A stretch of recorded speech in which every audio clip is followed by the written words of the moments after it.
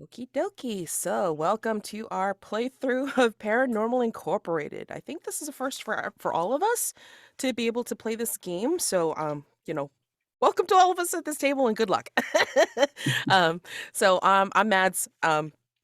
She, her, they, and I've been in some actual plays on YouTube on Jason Cordova's channel, and I really, really love tabletop role play. So I am excited to play this game. Which could be X Files, which could be Scooby Doo. We don't know yet, so we'll find out in play. All right, pass it along to Brent. Yes. Good morning. My name is Brent, he, him pronouns. And yeah, I've been a gamer for a while now. Um, since way back in the 80s. But I've wanted to play Alicia's Paranormal Inc. for quite some time. I backed the Kickstarter and got the book, and they're just a fantastic designer, so I'm excited to play this.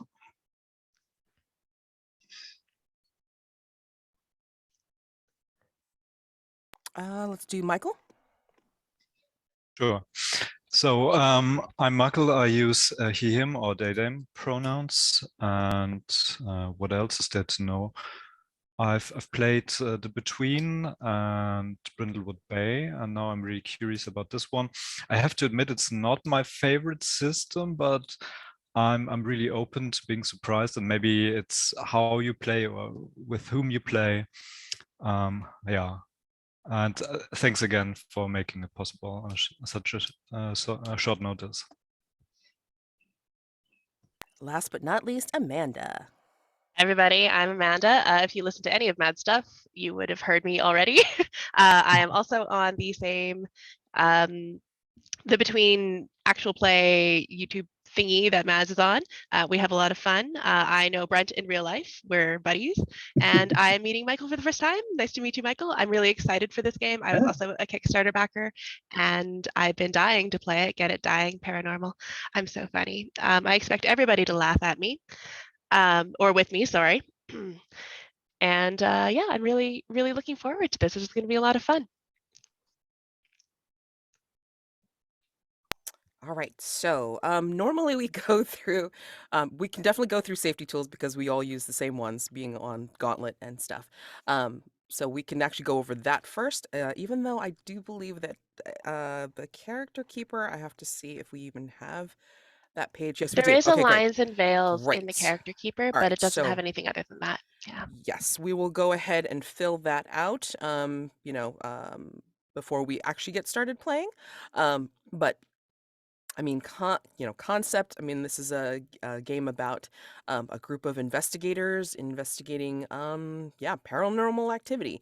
And aim is to, for us, to play through this, get to know the game, see how it goes. I mean, I think tone. I mean, it's our choice, really. I mean, Amanda jokingly put in Twitter that the X Files theme was playing, but we could also hear like the Scooby Doo theme. So it's really again up to the table how you approach playing your investigators for this game, and then subject matter. I mean, again, we'll go through the safety tools, so whatever's permissible through that.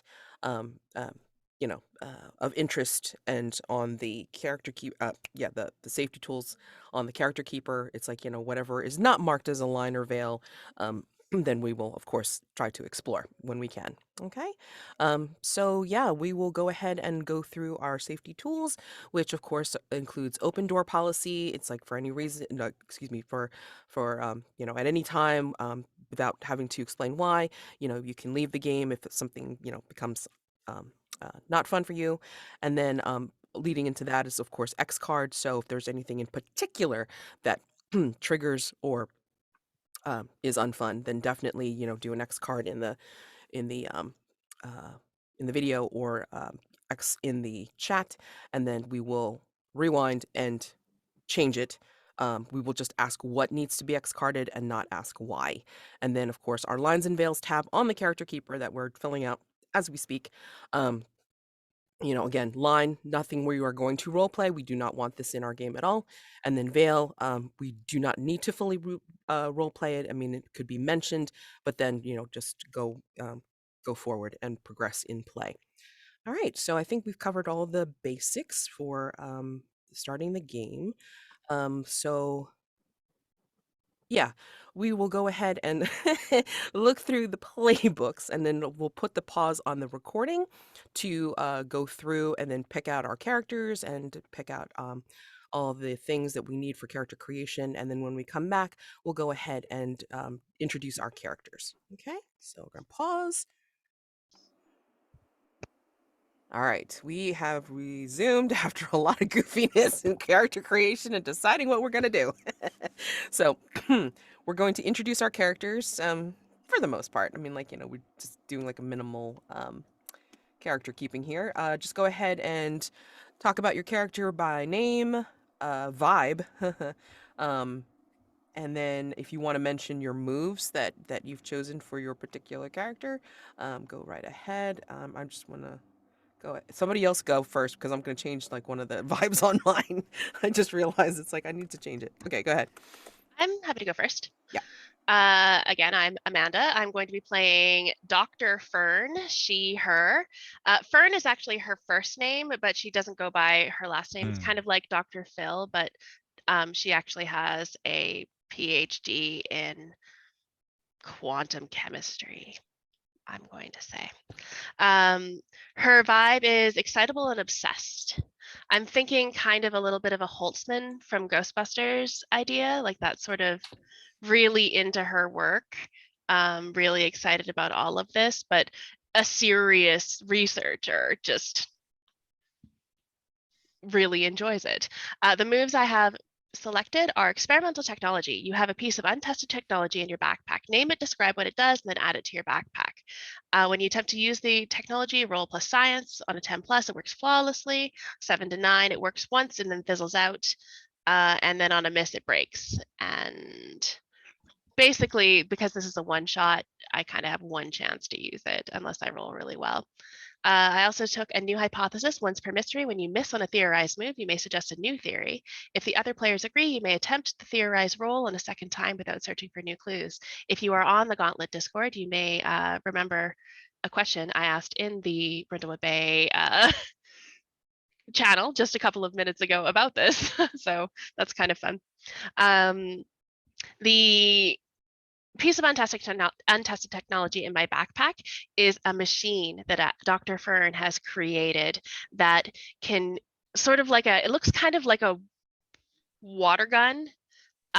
It's painted silver, so it doesn't look so childish, but basically it is a compound that when you spray it at a ghost, it will cause the ghost to disintegrate into a pile of goo, for no better term, and then can be relocated to other locations. There's only a certain amount of time before the ghost reforms, unfortunately, or so the science will say. So it's not going to last forever. You can't just hold on to this ghost in your pocket, but you can transfer it from one location to another should you need to in a short period of time. What a short period of time will mean, I don't know. It depends on what the narrative says. It'll be more So fun that way. basically, Dr. Fern is making her own ectoplasmic lava lamp. Exactly. The name I've given it right now is the Goo-izer, but I'm going to probably rename that. I just have to think of a better name. All right, so whoever wants to go next.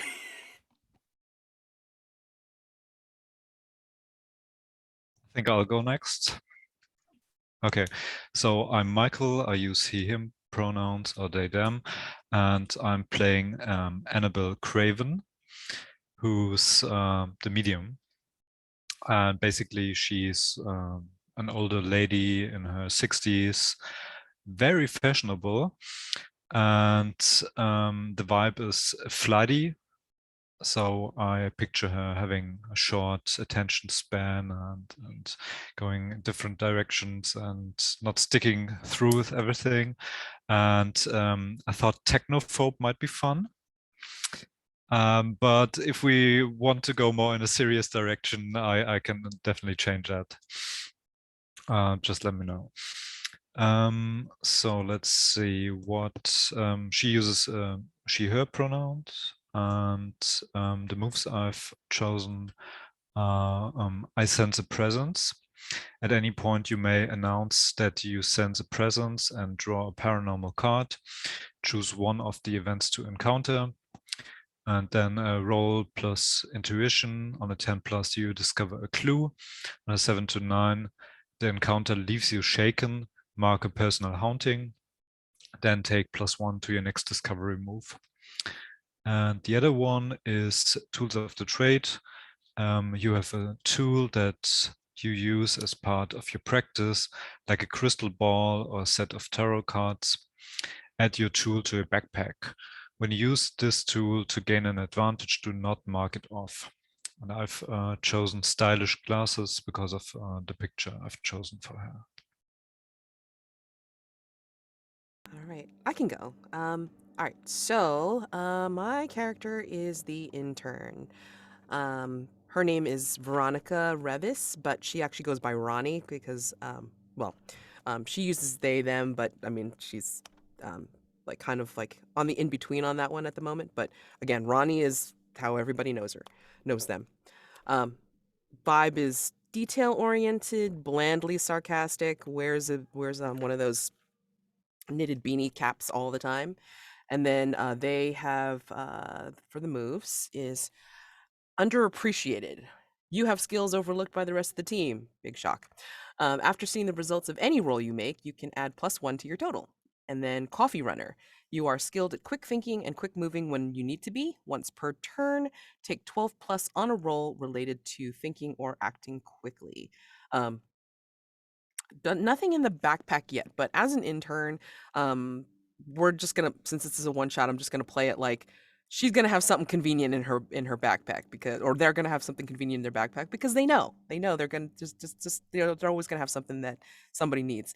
And I made them blandly sarcastic because looking at the vibes of the rest of them, they're like, we need somebody that's gonna be a lot more calm on this team than the rest of them.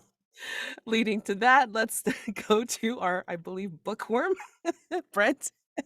Yes. So once again, I am Brent, he, him pronouns, and I am playing Weylands. Also he, him pronouns. Um, his vibe is quirky and nervous. He haunts a lot of used bookstores and antiquarian bookstores and is just constantly worried about knocking over shelves or damaging something. So he's a little bit jumpy all of the time. But if you're talking to him about something, he's probably read a book about that somewhere, and he may even have a copy. So just give him a second. But that leads into my moves. First move is I've read about this. You may take the Handbook of Recently Deceased move one additional time. I know just the person. You have a person you can always depend on to have the answers you don't. When you're in a sticky situation, you may call this person for help. They will help you, but it creates a complication. Another player describes the complication. Awesome. All right, great. So a lot of the uh, progression of the game depends on card draw. So for moves, when we actually activate moves, we're obviously rolling dice, but um, the way this game works is that there's no specific keeper. We are all keepers in our way. So we would have in each scene, each player would have control of one suit of cards. So, for instance, the location cards are, I believe, hearts. Excuse me, I just want to make sure that I have that correct. Yes, location cards are hearts, clue cards are clubs, NPC cards are spades, and paranormal event cards are diamonds. So, whomever is assigned to that particular suit for that particular scene would be responsible for narrating that um, particular aspect of the game. So, and then we can rotate each player through the different suits for each scene that we're in. I think the mystery that we've chosen for today is The Haunting at Haverdash Hotel, which is a complexity 6.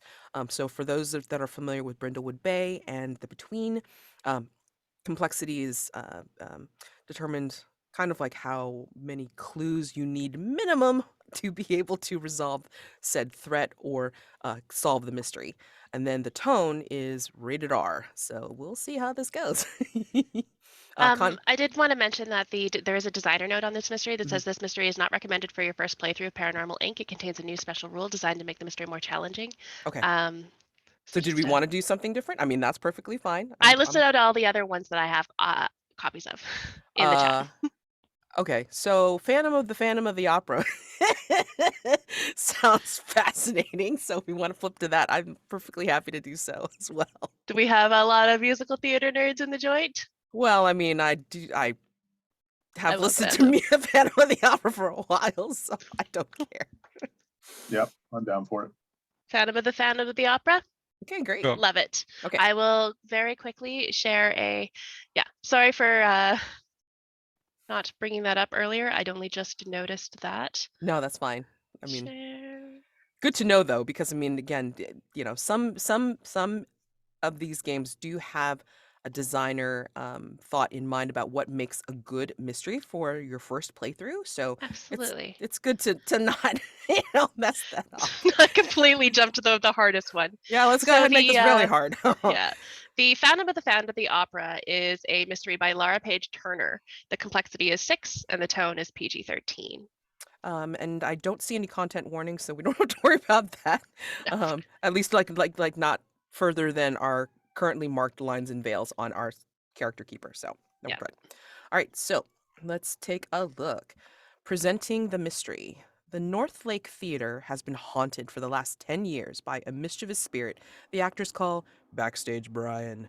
He's largely harmless, hiding scripts, moaning in the rafters, or causing other low-effort haunting phenomena. However, disaster has marred every opening night for the past decade, with events like a falling chandelier, a sudden blackout, or a possessed extra. Thankfully, these opening night issues haven't caused any injuries, but theater management hasn't done anything to end the haunting. Instead, they loudly deny Brian's existence, claiming that the opening night disasters are just standard technical issues. But something's up. Regular theater walls don't bleed during Lady Macbeth's out damned spot scene. One day, the theater's owner visits the Paranormal Incorporated office. He's a man with a perpetual sneer and affected posh accent named Preston Burke. He reluctantly confesses the following. No, Backstage Brian truly doesn't exist. Or rather, I'm Backstage Brian. It's all marketing. People have come to expect an opening night disaster, so I engineer one. And on opening night, the house is always full. Actors are superstitious.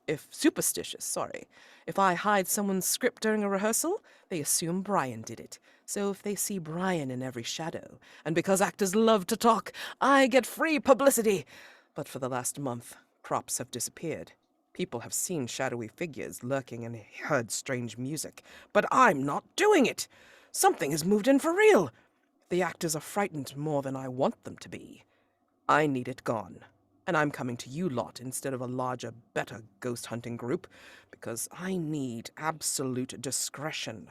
I'll double your normal rate if none of the actors realize that anything is out of the ordinary. It seems like it's time for Paranormal Incorporated to spend a night at the theater. So, establishing question. What play is the Northlake Theatre putting on this year? One of you is extremely familiar with it, and why? Okay, so between all of us, what play is the Northlake Theatre putting on? Obviously, they already did Lady Macbeth, and they don't want to do that again with the bleeding walls. Darn it!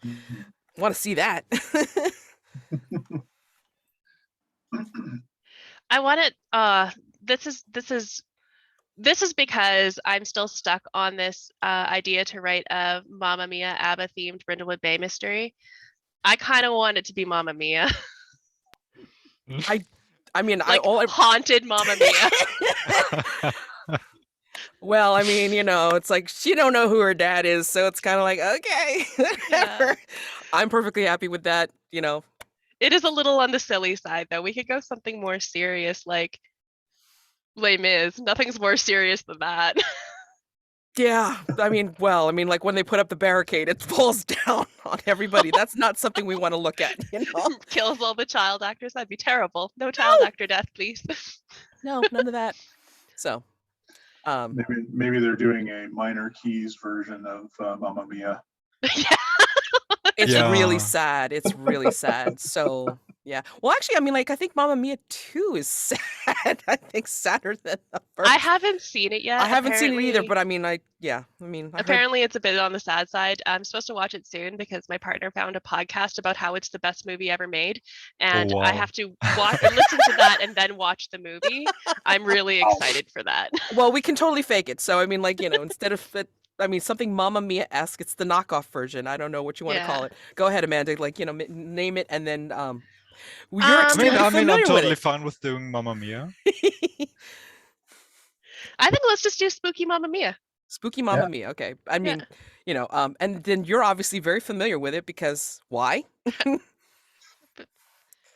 Why is Dr. Fern is Mhm. actually a huge fan of the band that this Spooky Mamma Mia is, the music that this band is like from. The band is called Baba.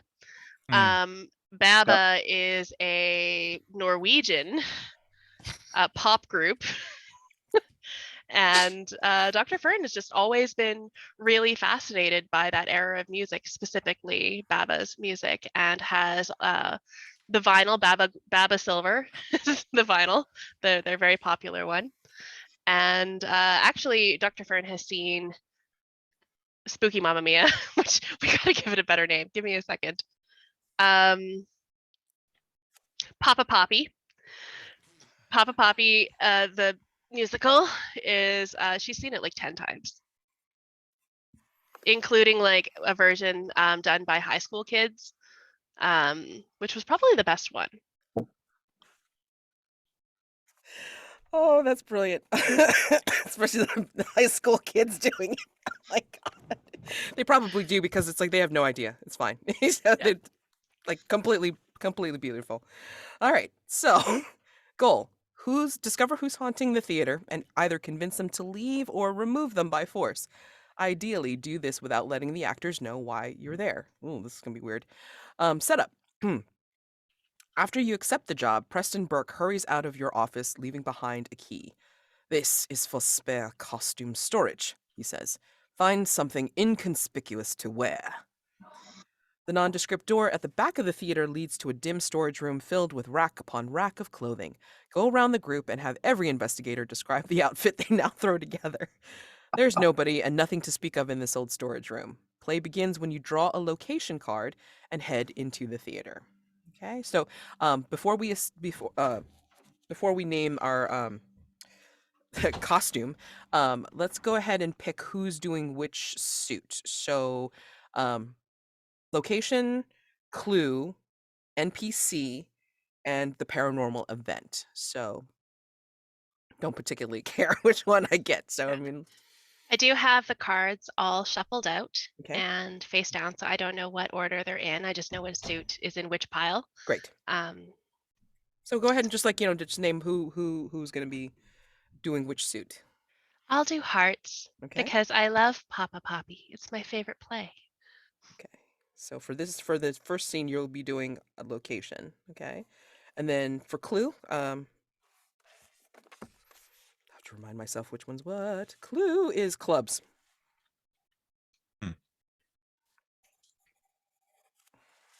I'm happy to do diamonds Okay. in this So scene. okay, so that's Michael for paranormal event. I can take clue. Okay, so that's Brent, and then I'll handle NPCs. Spades. Okay. All right. Shall we draw? Showa. Okay, so location card.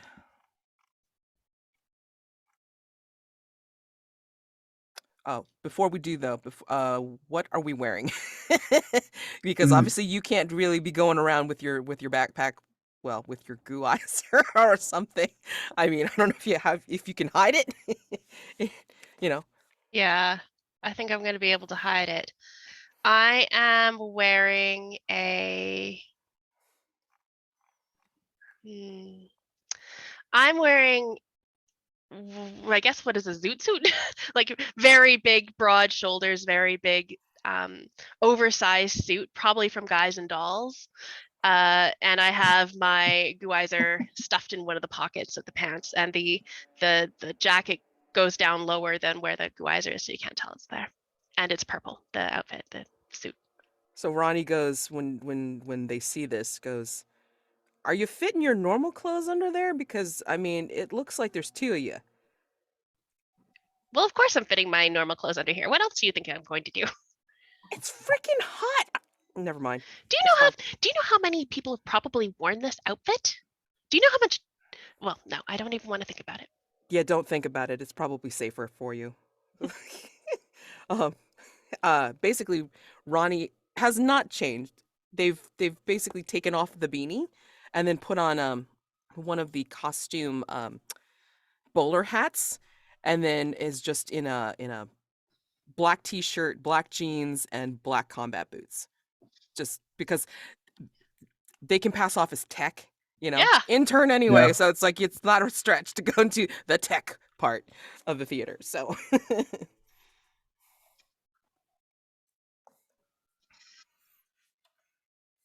Yeah, I and think Waylend has dug deep into the back of the.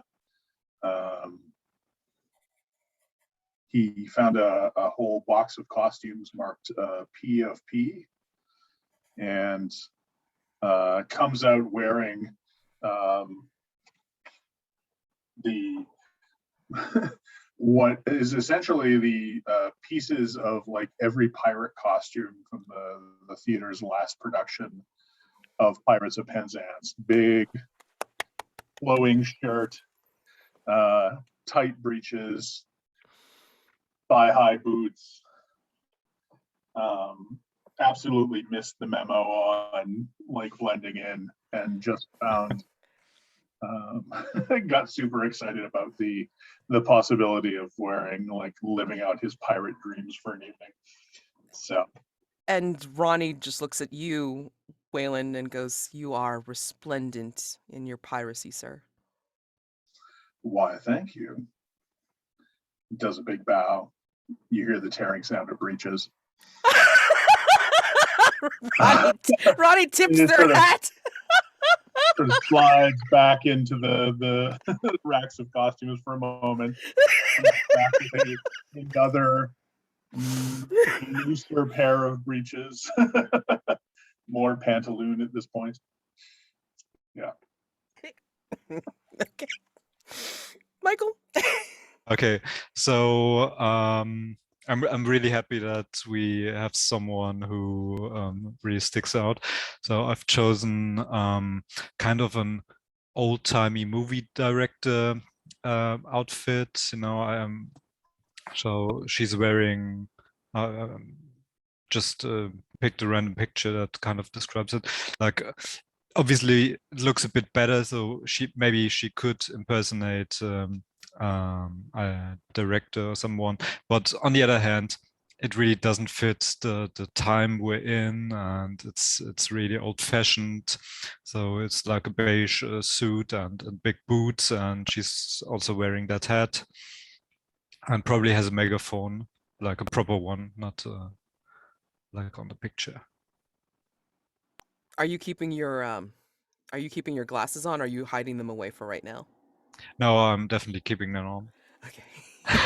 That's what I was hoping. And then Ronnie says, I don't know, Annabelle. I mean, the glasses kind of stick out a little bit, but I guess it works. I mean, kind of gives you that seeing red kind of aspect to your filmmaking, I suppose. But you do know we're in a theater, right? Of course I do. Okay. Just making sure. I mean, like, we're not filming any movies. I mean, just so in case anybody asks, just saying you're scoping the location. Okay? So this isn't a movie theater then. No, no, no. Okay. All right. We need to get our stories straight before we go out there. All right. Okay. And so now we can draw a location card and see where we go first.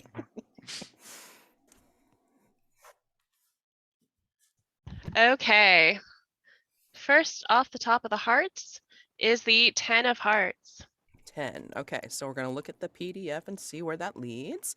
That leads us to, we're going to investigate Preston Burke's office. Like, might as well investigate the man. He's given us the job, but that doesn't mean anything.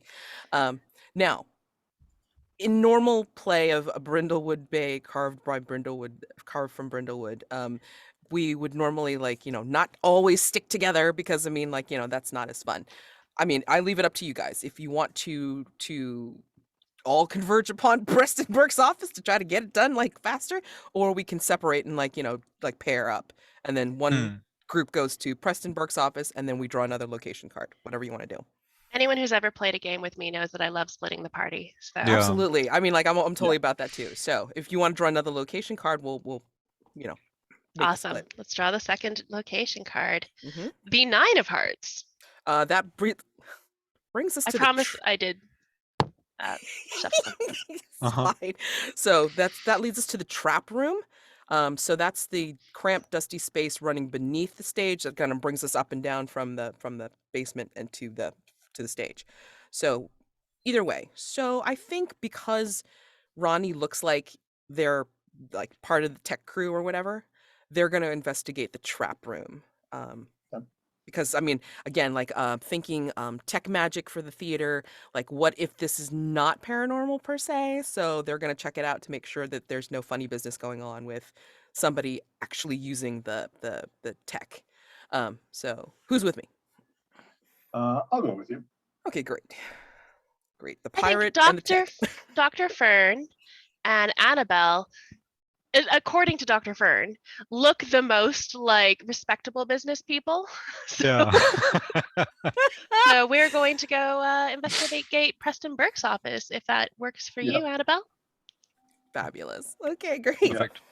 Okay, Yep. so Zoot suit and 1930s directory. Yep. what is what it happened like? to our serious game? I feel don't like know. it's still going to be serious. Yeah, It's just it our is. characters Yeah. are It ridiculous. is. Well, Yeah. it's fine because it's over the top. It's but characters out of time is how I would describe your pair. It was great. Okay, so let's go ahead to Preston Burke's office first and see what happens with you guys. So, excuse me. Paint the scene. What information do you glean about the theater's management and financial situation from glancing at the documents? and as always, paint the scene goes for everybody, regardless of whether you're actually in the scene or not. So I would say in Preston Burke's office, you see, I'm borrowing from another version of this that I did in another game. You do see some notices that are stamped from vendors, like second notice, third notice, final notice. And it's like, doing well? No, not so much.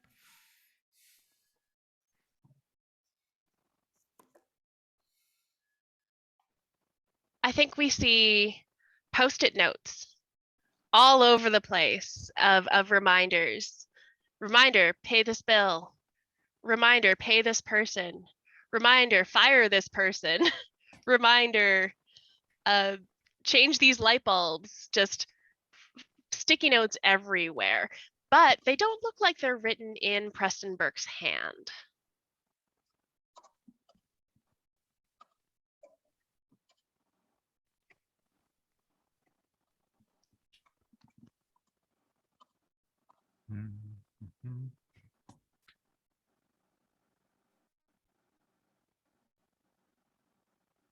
Let's see.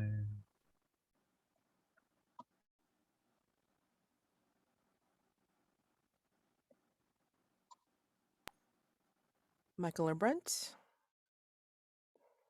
I think there's a huge poster of Papa Poppie in the office, and it's actually signed by all of them. The people of Baba or the people from the play? Oh, good question. So it's Baba. It's a poster of Baba in their Papa Poppie outfits. Amazing.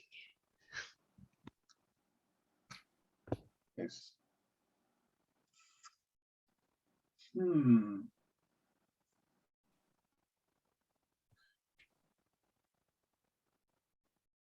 Oh, I know. I think you find a document that shows that the theater was actually turned down for the rights to Papa Poppie for this particular production. So they're actually doing a,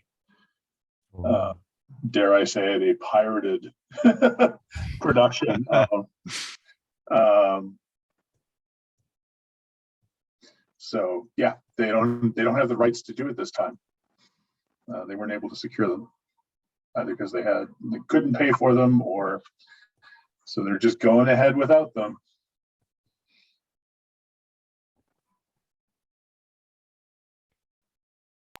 All right, so basically Dr. Fern and Annabelle find themselves in Preston Burke's office, see all this stuff there, probably pretty cluttered and God knows. So this is a perfect opportunity to work on the, what do they call it in this game? Because I haven't pulled this up. Their version of the investigative move. That's Oh yeah, basically what it is. discovery. Discovery, thank you. So the discovery move. So you two can roll to start the Well, investigation. Yep. Annabelle, with your, magic that you use with your magic brain, do you sense anything in this room? Is there anything really spooky or Question for Dr. Fern. Are you tolerant? Absolutely. Wait. Are you tolerant slash I can't think of the words. My brain doesn't want to work this morning. Not enough coffee. Or are you Mood. like kind of just humoring Annabelle and her abilities? Is my No, question. Dr. Fern fully believes in Annabelle's abilities and wants to see them being demonstrated as often as she can because she is writing a research paper on Annabelle and Annabelle doesn't know about that. Oh, okay. Nice. All right, good to know. Good to know. Well, good for us to know, but I mean, Yeah. yeah. Just curious. Yeah.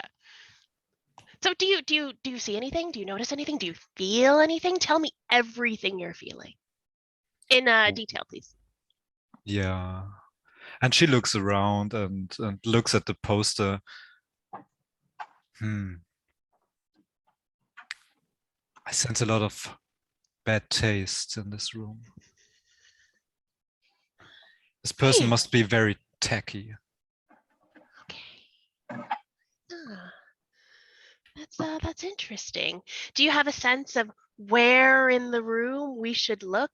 The powers that you have, the sensations, are they drawing you somewhere?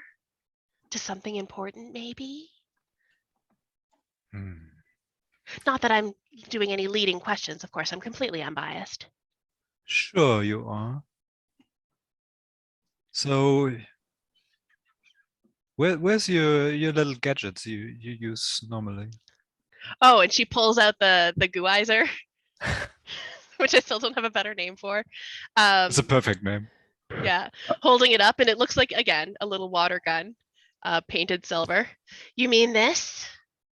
And she goes, "Chick, chick," the sound that she thinks from movies a gun would make. Yeah. And maybe she wants to say something snappy or makes fun of you, but then she suddenly moves around and her eyes widen and she says, I can sense a presence over here in that area with all the dusty books and whatever and shelves. So I'm basically using that move I have. And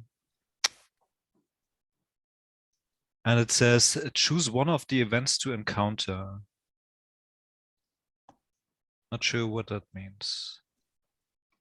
Okay, so basically this is where you would draw a paranormal event card. So that is diamonds. Okay, Okay. so and then I think there's choices. So once you get to the paranormal events card, yes, so there's 3 choices usually for whatever card is drawn, and then you would pick from one of those to go through with your move. Okay, so go ahead, Mhm. Amanda. What's the diamonds card that We is have drawn? the Ace of Diamonds. Perfect. So I'm just going to read this off, and then you would pick from one of those to Mhm. activate your move. So either a sandbag crashes to the ground inches away from one of you. The other one is for a minute, without knowing how or why, everyone speaks in a Shakespearean era English dialect. That would be cool. A pallid man in a crown appears, demanding that you avenge his death before vanishing into the darkness. So pick from those 3. Mm, Sandbag speaking a dialect, or the guy in a crown appears. I think we'll go with the guy in the crown. So if anyone wants to, who's got spades, wants to impersonate that NPC for 1 Yeah, second. that's fine, but like roll plus your intuition. Oh yeah, okay. Yeah, and then we'll see, like, which thing you get. This is going to be so perfect because Brent has been recording. Oh my God, what's the word I'm looking for? Poems. Sonnets. Yes. So like, And you, well, yeah, recording it and posting sonnets. So this is like perfection. right. So I mean, like, I can impersonate the NPC, but I mean, like, Brent, you would determine the clue. So what did you get? Yeah. I've got a 12. Oh my. Wait, like, I don't know what to get a void clue, a mastermind clue. Damn it. Okay. Never mind. All right. So 10 plus, you get a clue. So Yep. I'm going to go ahead and just impersonate the excuse me, embody the NPC for a second, and then Mhm. Amanda, let Brent know which card is drawn for the clubs. All right. So when you're looking around for the for this clue, that this presence that you sense, Annabelle, this figure begins to appear. It's almost like a shimmering light in the corner, and he appears in almost like a raggedy version of a king's costume. You can sort of see color. It's like very pale purple, rather royal looking, but it's like it's almost it's like very raggedy and frayed. And then the crown is not like a true crown. It's more of like an askew paper crown that you would probably see in like Mm. Burger King or something like that in a fast food restaurant. And he is he has like over the top done makeup, like it's kind of smeary looking, and he goes, "You you see me. That's that's amazing. You must avenge my death. This theater, and oh no!" And then it's like the figure dissipates. Mm. And then you see before it completely dissipates, the paper crown like kind of drifts or Oh, nice. falling to the floor and then disappearing itself. Okay, so Brent, do you have access? Okay, if you have access to the PDF, you can read off Yep. the clues and pick one that Michael would get. So do you want to hear all 3 of them, and then I'll just tell Yeah, you? let's hear what the clues are, and then you can pick one. Mhm. So we drew the Ace of Clubs. So the 3 clues for this are an old yellowed playbill for the theater's first performance of King Lear 50 years ago. A photo of the cast and crew with everyone's eyes crossed out. A radio earpiece that isn't the same model that Courtney and the other stagehands wear. Which clue would you like to use? And just remind me what that is. Sure. I think I'm going to go with an old yellowed playbill for the theater's first performance of King Lear. Okay. I'll write that down in the character keeper. Old yellowed playbill. Can I expand on that clue a little bit, or? Yeah, I mean, like, well, I mean, like, don't get too specific. I mean, like, don't indicate something right away. Okay. Because I think this is. It's gold, but I mean, like, go ahead. What would you like to add to it? I was going to add in like a little tidbit that the person on the cover of this playbill looks astonishingly like the apparition. I like that. Sorry, like what? Like it looks like the ghost that you just saw. Oh, okay. Thanks. Yeah. Just a clarifying question. Did Dr. Fern see that ghost as well? Yeah, I feel like no. I feel like since you were doing the role and you were doing your medium stuff, I feel like you were the only one who saw it. If that works for you. Yeah, definitely. I think that makes perfect sense. Okay, now, because of your move, you have to mark a personal haunting. So, on your playbook is like a list of the personal hauntings you can pick from, and then, Yeah. you would, I mean, you can either choose to narrate it now, or you could choose to wait until like end, end of the mystery or end of our session, and then just remember for the next discovery move that you do, you would have a +1 to that. Okay. Oh yeah. So would you like to do the personal haunting now, or would you like to wait until later?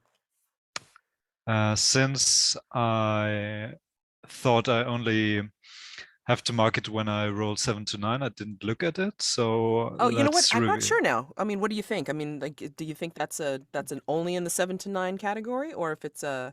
I don't know. Yeah. I mean, you are more familiar with Carved from Brindlewood Bay. I guess maybe it is just for 7 to 9. What do you think, guys? I mean, I love this move because it has so much stuff in it. I'm like, so I mean, why the hell not? You know? Yeah, It's a definitely. one shot. Why the hell not? Yeah, just go ahead. I Yeah. mean, like, yeah, if you want to do with the personal hunting now or wait till later, that's perfectly fine. But yeah, just pick one, and because we want to hear this stuff. Yeah, I'll have to look at the list and Sure. I'll reveal it later. Yeah, that's fine. Perfect. But again, just remember +1 to your next discovery move. Yep. I mean, because that to me makes sense that it would be able to be done no matter which one you rolled, so long as it wasn't a miss, right? So you can put Yeah, that +1. I think that's makes a lot of sense, and especially since it's a one shot. Yeah, absolutely. Okay, Dr. Fern, are you discovering and stuff? I think Dr. Fern is watching Annabelle like very intensely, like every moment, and you just see like scribbling on a yellow legal pad that she had also stuffed in her suit, like so many notes, just every little observation she possibly can about this whatever Annabelle is doing. But then something catches her eye and she goes over to the desk. Just something, maybe like a little bit of intuition, something is catching. She thinks she needs to go and look there. And I believe that is where I'd like to try and do discovery move. Okay, go ahead, roll. So this is 2d6 and appropriate ability modifier. I would say, since this is sort of an intuition thing that was drawing her towards the desk, intuition might be the right one. Makes sense. Oh my gosh, that is an 11. Beautiful. Okay, so for that, let me just out of curiosity, because I have to check on this. I can't remember if there is anything marked for. Okay, discovery move. Okay. It just says on a 12 or above, you find 2 clues. Oh, nice. Okay. And then on a 10 to 11, you find a clue. 7 to 9, there's a complication with the clue or something you encounter while searching. Perfect. Okay, so 2 clues. Go ahead and draw. 1 clue. I rolled an 11. Oh, okay. So all right. So 1 clue. So anyway, yeah, go ahead and draw the club. The King of Clubs. Okay, so Brent, What? go ahead and King of Clubs. Go ahead and pick out from one of those. One of those clues for that. Oh, interesting. There is no king of clubs. Really? Ace through 9, Oh. or ace through Oh. 10 are the cards they list. Perhaps there is Mhm. no face cards in this Okay. game, Hmm. All right. which Fair we enough. did not read. That is okay. I'll just draw until I don't get a face card. Exactly. There's another face card. The 10 of clubs. Okay. 10, all right.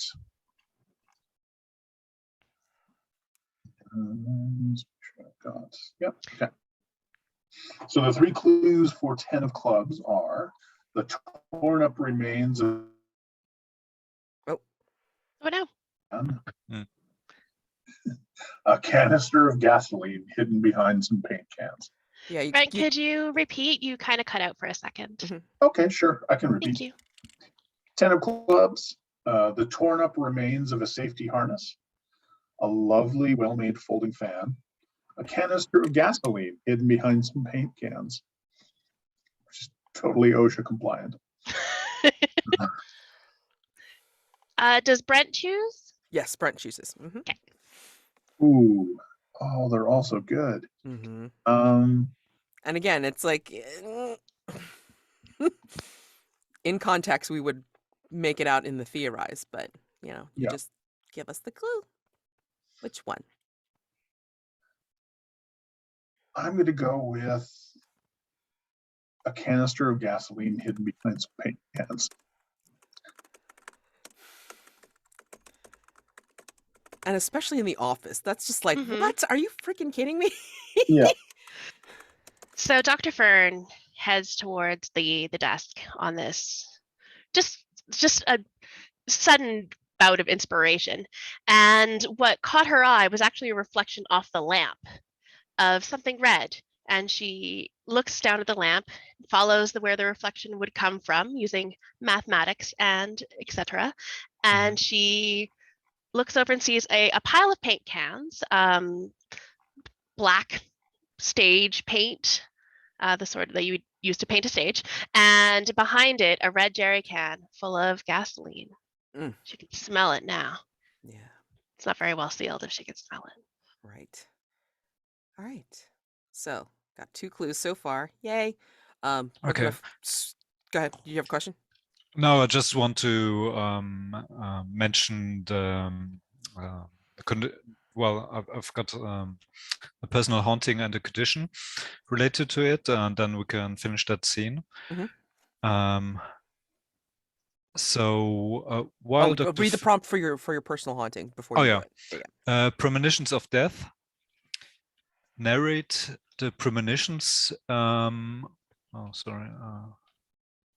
Look at the PDF to see it. You've been having that you believe are either about yourself or someone on the team. Take the condition risk averse. Oh. Okay. Goodness gracious. So let's see what might be interesting in a theater. Yeah.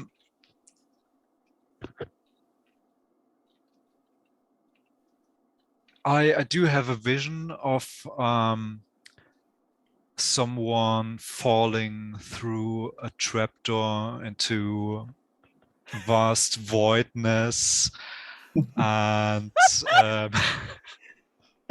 when Dr. Fern moves to the desk, I said, "Wait a second. Did you check where you're walking? This might be dangerous." Oh my god. Oh Jesus. And basically this could happen to me or anyone else, and I'm really careful now.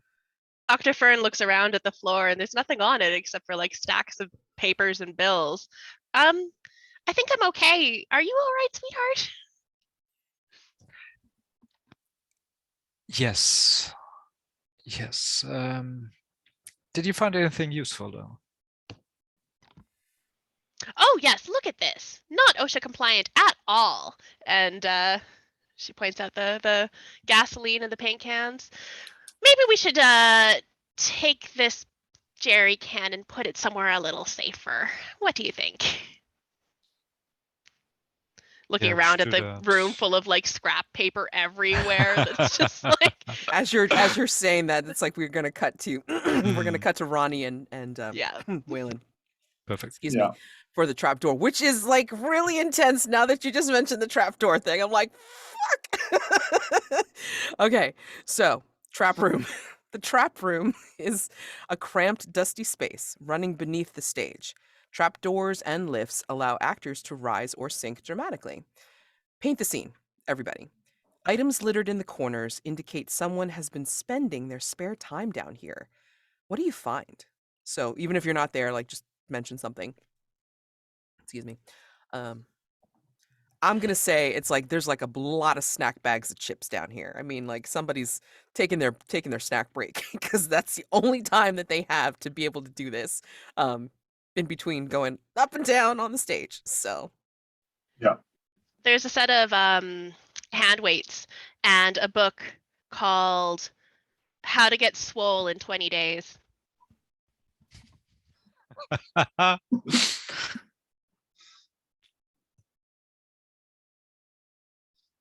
Hmm.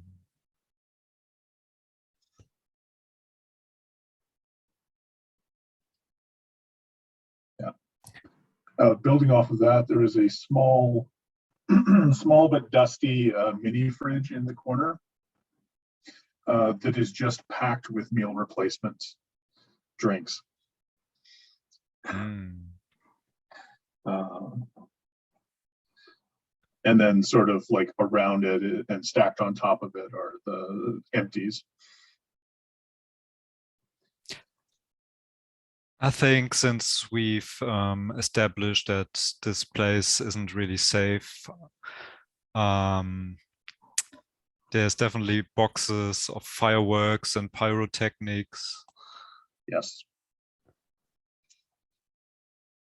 I just had like a vision of like the Charlie's Angels scene from Charlie's Angels 2. It's like this fiery conflagration. I think that's how it's gonna end. It's not gonna end with a chase scene. It's gonna end with like a fiery conflagration. Sorry, brain working overtime. Wow, spoilers, Mads. Yeah. This is great. I'm sorry. Okay. So, Ronnie and Waylon find themselves down in this space and just well, Ronnie's going first because Ronnie has a flashlight. Actually no. Ronnie has one of those headbands with like Yeah. the caving lights or whatever, whatever I mean. The lights like so one in the center to light up Mhm. the way and then like two on the side so this way it's like it kind of creates the peripheral beams. Right. So basically the headlamps. Yeah. And damn, Wait, it's dark down here. Shit. yeah. Be If you careful, look Waylon. back, if you look back, you see Wayland is lighting his way with. He just has his Kobo, his battered, beat up old Kobo on. But it is one of the ones where the screen actually lights up. So Yeah. sort of using that as a makeshift flashlight, and yeah, Yeah. sort of and looking around. and that's why Ronnie's pretty much looking back at Waylon and going, dude, just be really careful. That Kobo's not going to be able to light your way very much. Although, why? And this is where Ronnie sees all of the empties and the empties, the snack bags. Damn, they don't even believe in trash cans or recycle bins down here. Jesus. All right. You want to go and check out that end, and then I'll check out this end, and then we'll, you know, Uh, um, sure, yeah, yeah, yeah, I can absolutely. do that. Okay, awesome. Nervously start heading off towards the other end of the. Yeah. And then Ronnie's also looking towards the ceiling of this space to see like where it connects up to the stage, and then just checking like the lift mechanisms and such. So I am going to roll investigate it or discovery. Sorry, got to remember which game we're in. um, and then just making sure. And then of course, like if Waylon wants to do a discovery move as well, then we can totally do that. Totally. All right. Oh, wait. Appropriate thing. I'm gonna say wits, because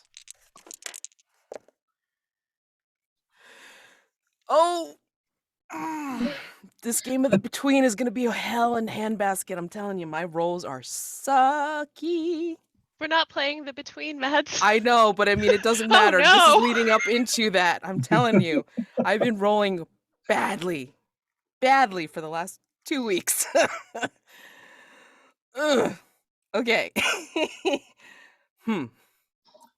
Moves.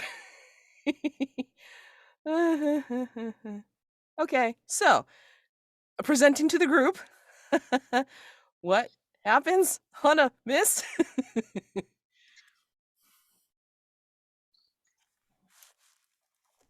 We'll present it like Trophy Dark. It's like, how bad is it?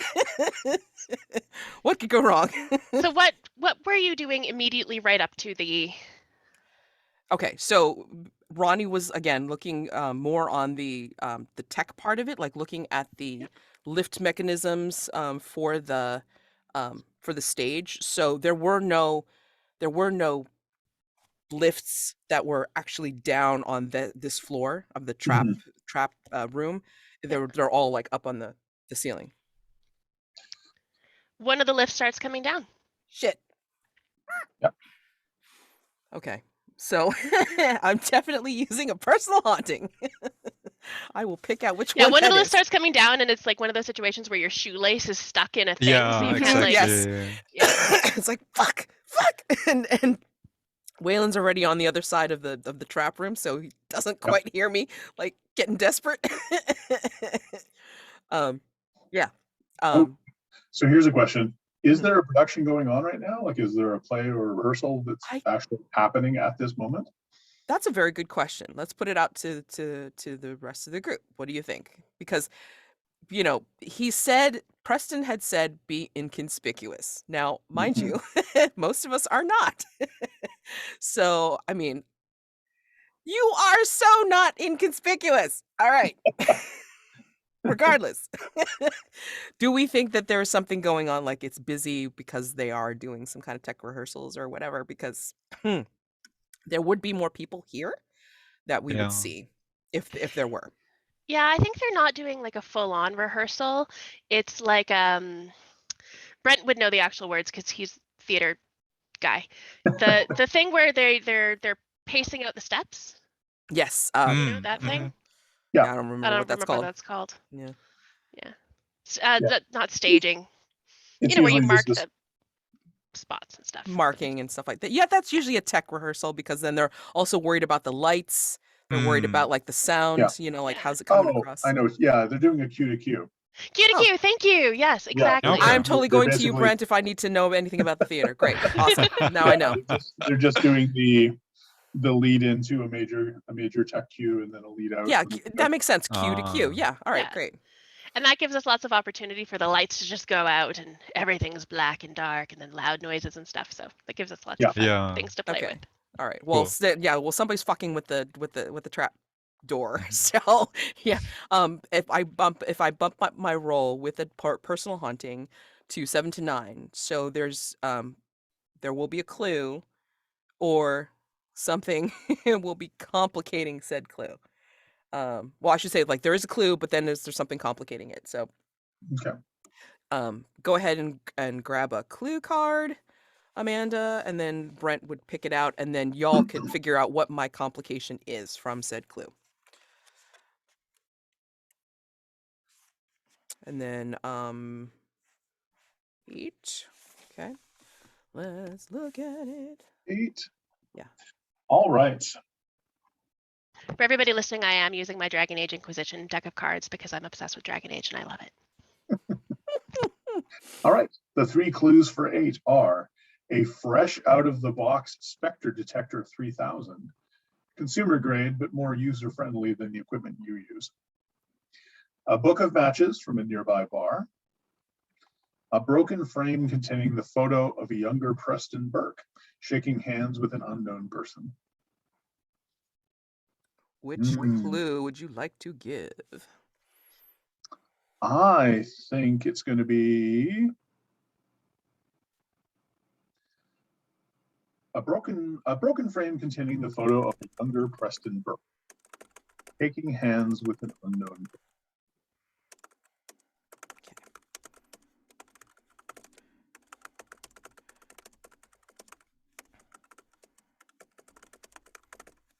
Okay, great.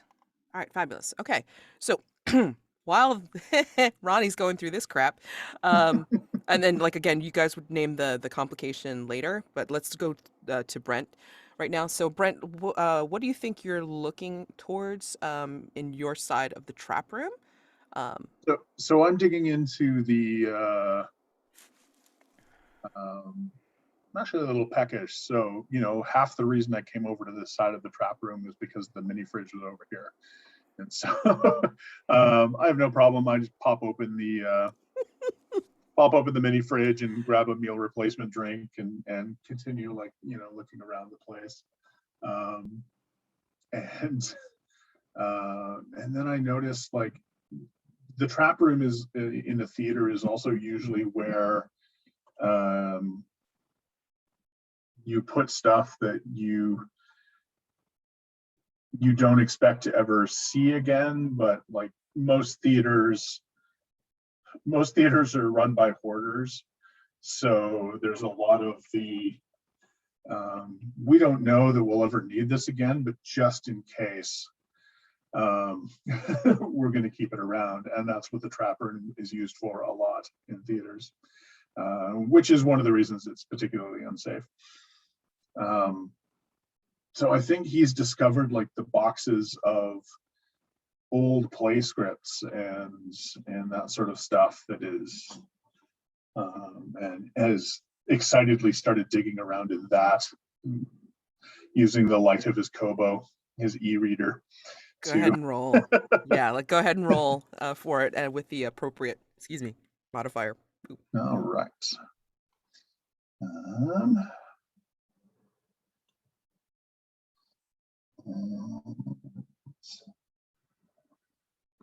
So that is going to be a 10. Of course, it's me that can't roll. Great. It's wonderful. It's wonderful. Okay. You get a clue. Okay. Excuse me. So, go ahead and draw the clue card. Or did you already draw? I was looking at my dice. Ooh, a 3. Okay. Okay. There we go. And I feel like one of you should pick the clue. Okay. Time, because if I'm looking for it, it doesn't seem right that I. But the 3 clues for the 3 of clubs are a small bottle of arsenic,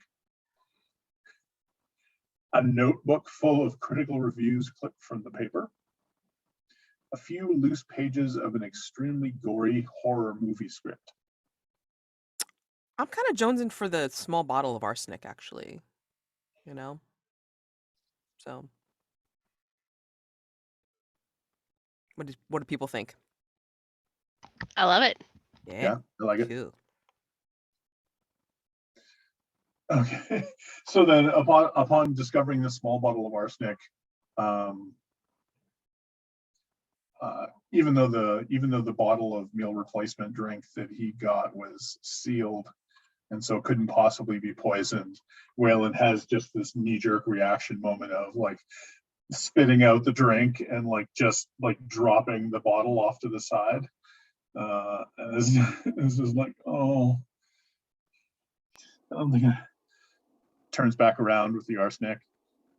Okay. So, all right, now we can name the name the complication that Ronnie experiences for getting out of that particular mess. And then we will break for another 5. And then when we come back, I'll do my personal haunting for this. So, what's the complication? I would like to pitch claustrophobia. What does everybody else think? Yeah, I like that.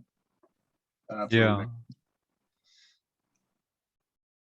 So does would apply immediately? As a I think complication? so, yeah. Yeah. Mm-hmm. Yeah. Cool. Yeah, that's fine. Yeah. It's like, Yeah. I need to get out of here.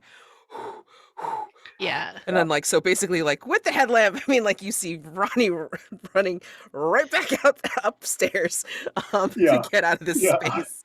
I turned back with a little Possibly, bottle of arsenic just in time to see Ronnie Yeah, right. Like disappear. Ronnie don't care. Ronnie's out of here. Ronnie's like gone.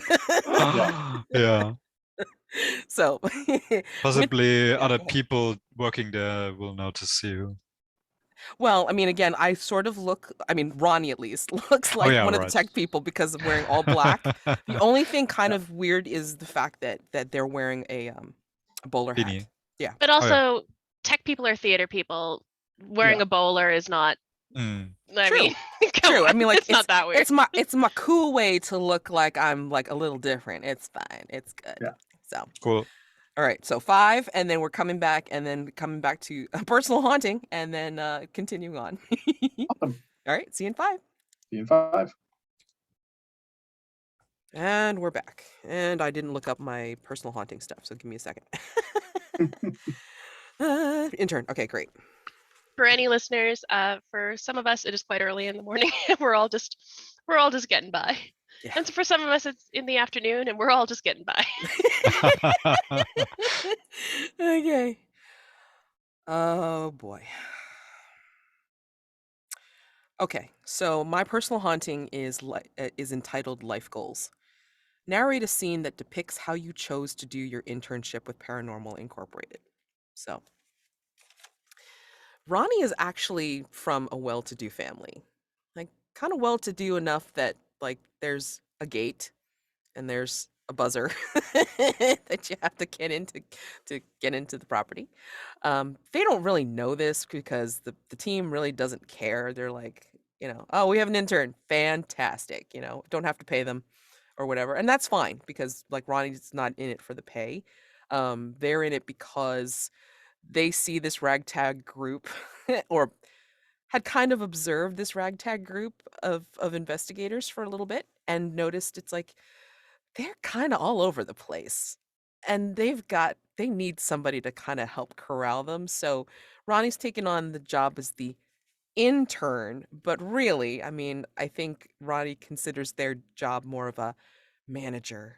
It's like herding meth cats, right? So you do your best, you try to corral them into like a space and just make sure they're able to do what they're able to do, but you still got to be able to track them.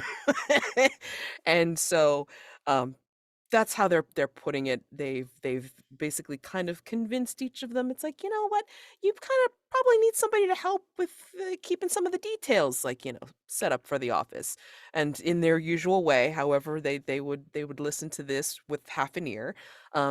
They all agreed in their own way. So, yes, Ronnie has taken on running the office, like kind of making appointments or like trying to keep things together, paperwork and where to go and who to talk to. And yeah, I mean, kind of like not the front facer, but like the person behind the scenes. And if they need a little bit of a boost on things that they need, whether it be coffee in the morning or maybe like the car's broken down. No, we got this. I mean, like, we'll text an Uber whatever. That's what Ronnie's there for. So I feel like the chemicals that I use in my gun, my Goo-izer, they're probably hard to get and perhaps slightly illegal. And I feel like if anybody can Ronnie get did. that kind of stuff, Ronnie can. Yeah, I mean, Yeah. like, you basically in Paranormal Incorporated headquarters, you find these things. I mean, like, the inventory shows that they're in stock, and you don't really have to worry about it because Ronnie's got it taken care of. You may not acknowledge it's Ronnie, but it's taken care of. It's fine. Also, I just have to say, for the next time we run this particular scenario, we need to remember meth cats as a possible play title. Isn't that just regular cats? No, it's not. No, because like the meth cat production would be actually more of like a frenetic display of like, say, Norwegian or Swedish death metal. like where they're around the stage and like they're kind of screaming at each other with synth and lights. Isn't that just regular cats? It is not regular cats. They're being more graceful than regular cats. Goodness.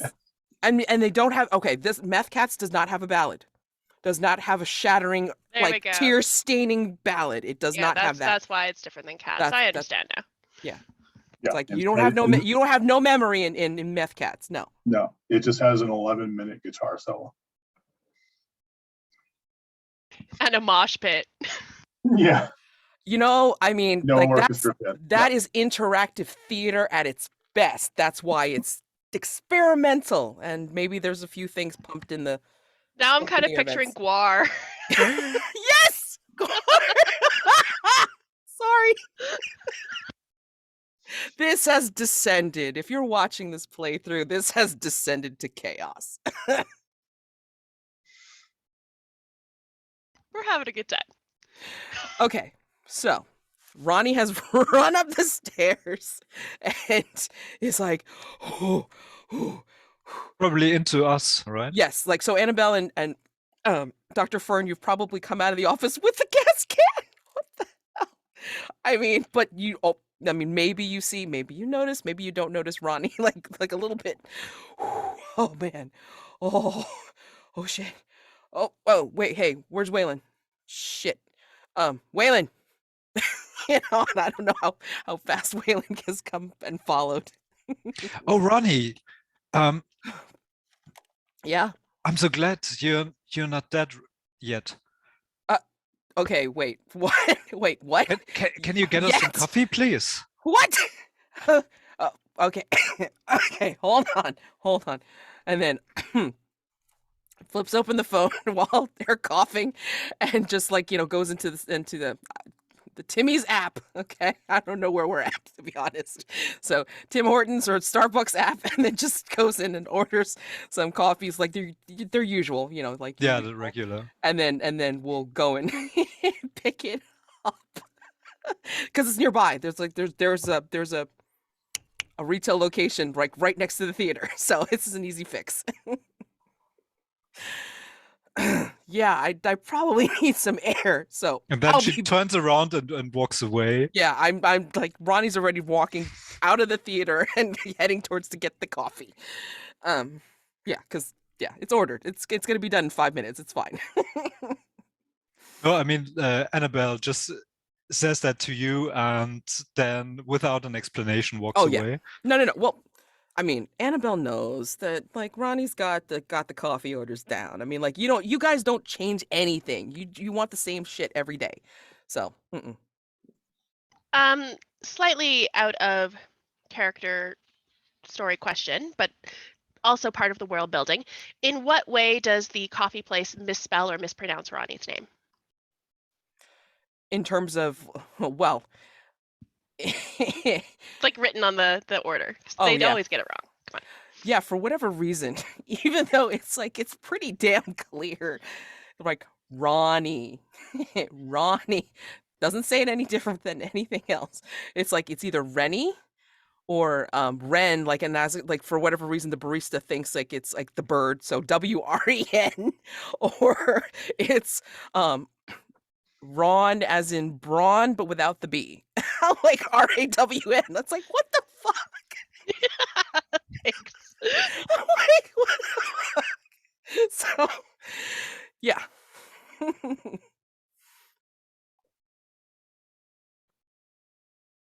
So while Ronnie is getting coffee at the shop, what are you three doing? Did you see Ronnie run up? She looked a little. Well, I'm sure she's fine because she's getting us some coffee. And Dr. Fern's still holding this gas can. Waylend, did you find anything interesting down there? Yeah, so as you've been, Waylend has just joined the group, you sort of hear this shuffling and banging and I mean, because it's a Kobo, not a flashlight. But finally I stumble out, still looking like the Pirate King, but now like covered in dust and cobwebs and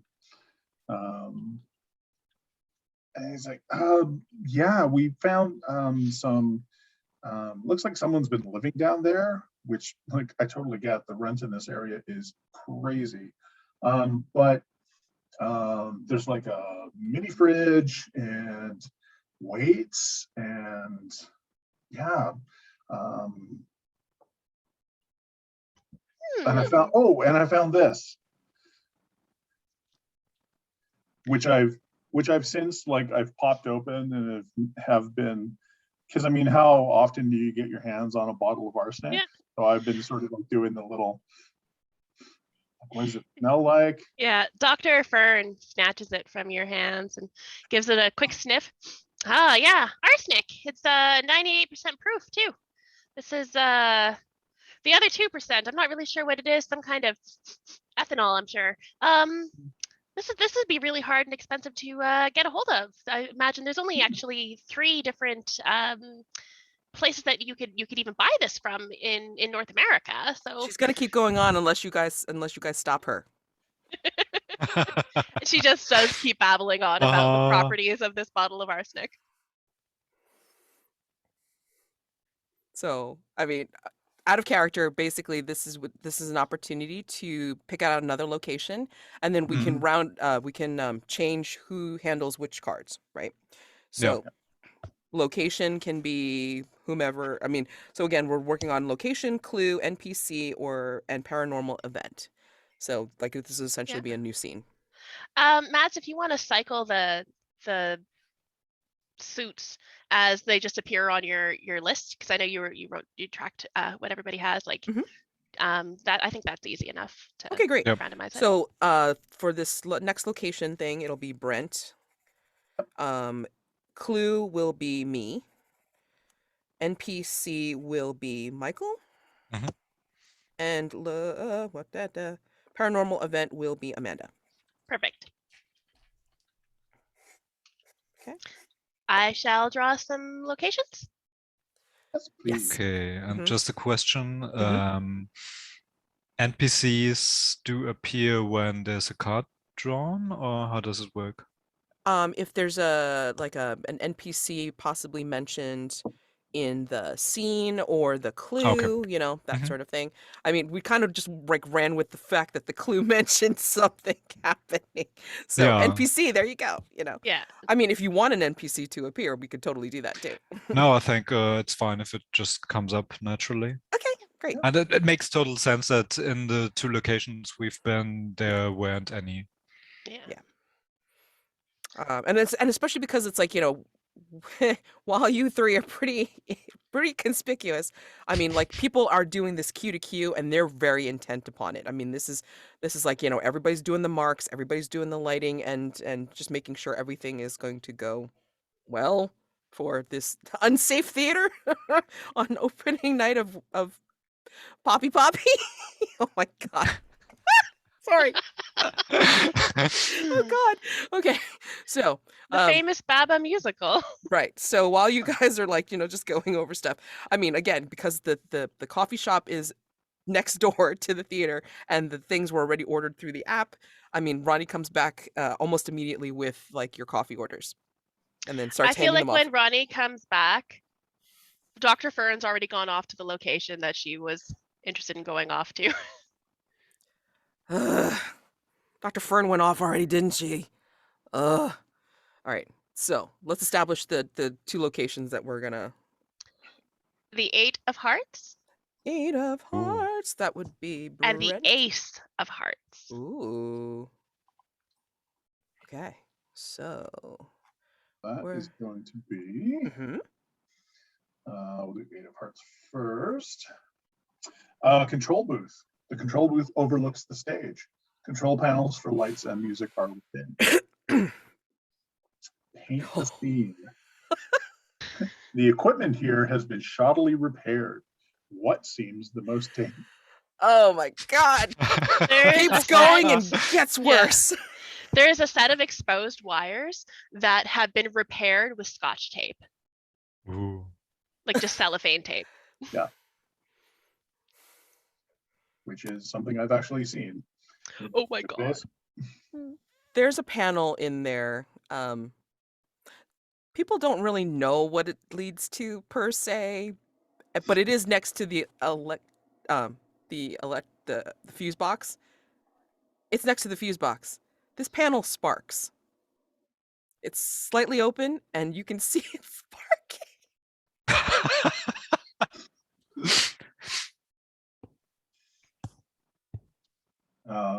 Again, because I've actually seen it in the theater, there is a switch on the light board that is just, it has a little tape sign underneath it that says, do not turn off.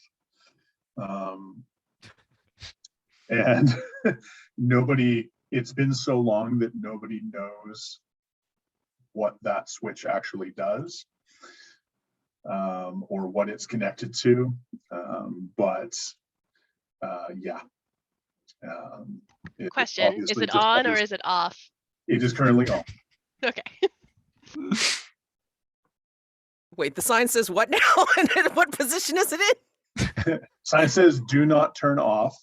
Okay, and it's like it's triple underlined, exclamation marks.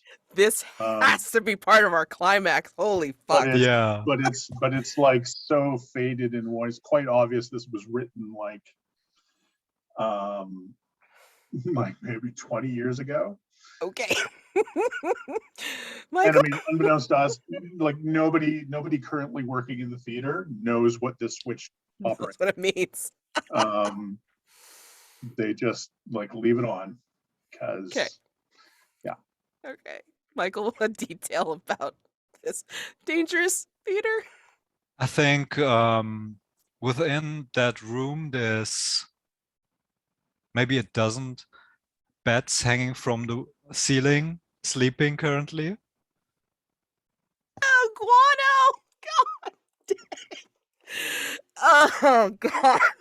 And it says, maybe there's a sign at the door and says, slippery ground or whatever. Oh, God.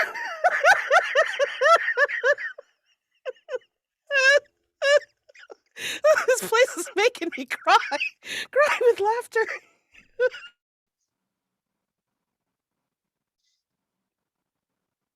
Okay, so where is Dr. Fern going? Because that will determine where Ronnie goes and to get her coffee, and then the other two can go to the other place. Ronnie's not going to go to the control booth. Ronnie's going to go to the wings. Okay, so wings. Yeah, I haven't even read the wings yet. Not yet. Go ahead. That was A's. Yeah. Wings. The wings are at the very edge of the stage where the sets that aren't in use on stage wait. Getting through the wings means carefully navigating over and around walls, curtains, and furniture. Paint the scene. One of the sets for this show is badly damaged. What's wrong with it? One of the sets for this show, the Papa Poppie. Yeah. Okay. Huh. Yeah. As everybody knows, famous musical Papa Poppie is set in a Spain villa, and there is a part where everybody is dancing and singing around a wishing well. The wishing well, however, has kind of like collapsed in on itself. It looks like something from a Japanese horror movie now, which is never good. Those are really scary. And yeah, it's gonna have to get repaired. The props master has, or the set master has their work cut out for them. Again, this is a one shot, so I'm just gonna make this determination as a co-keeper or whatever. I want to make that a clue because that's just too effed up for words. So let's do it. Wishing well is kind of broken down, like collapsed in on itself. Okay. Yeah. That's kind of what I'm thinking. Like, you know how in fairy tale movies and stuff, there's the wishing well has the wooden bits and then like the little roof. Mm-hmm. It's like if somebody took a hatchet or an axe to the supports. Got it. Okay, that's cool. Kind of what I'm thinking, and then it just sort of in on itself. All right, so I added that to the clue list. All right.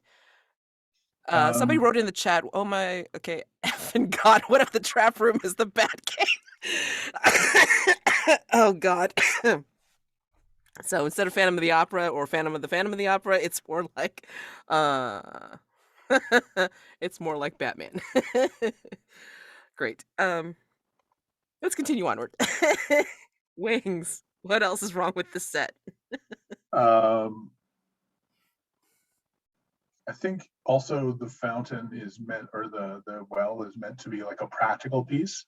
At one point, there's meant to be like a sort of a practical water effect that comes out of the, and unfortunately, it's it never goes off on cue, and constantly goes off like when people are least expecting it. So, just randomly out of nowhere, it'll just shoot a jet of water like 10 feet up in the air. And well, at least what you hope is water, because nobody has been filling it, and yet it keeps shooting out these jets of liquid.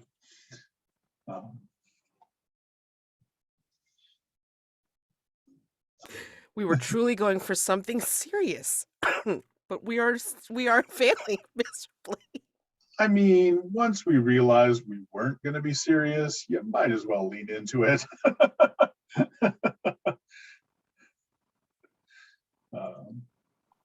So the set, part of the set is the backdrop, and so you have like a painted scene of the sky. I'm gonna say it's like kind of like in like a sunset, like, you know, romantic reds and yellows and stuff like that.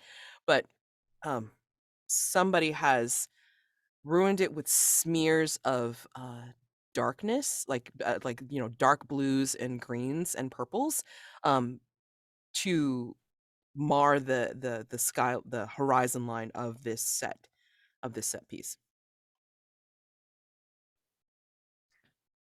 So Baba is a Norwegian group, and there's a huge Norwegian flag that's supposed to be the curtain at the very end.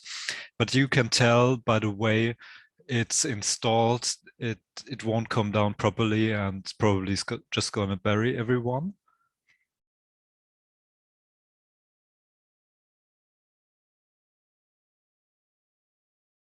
Like, I mean, they won't die. Obviously, it's just cloth, but still. I don't know. Those curtains, the curtains they use in theaters are heavy.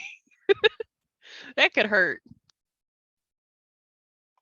But it's a single flag, so it maybe hurts only a few people. I mean, what the hell? Okay, so you're Dr. Fern's going to the wings?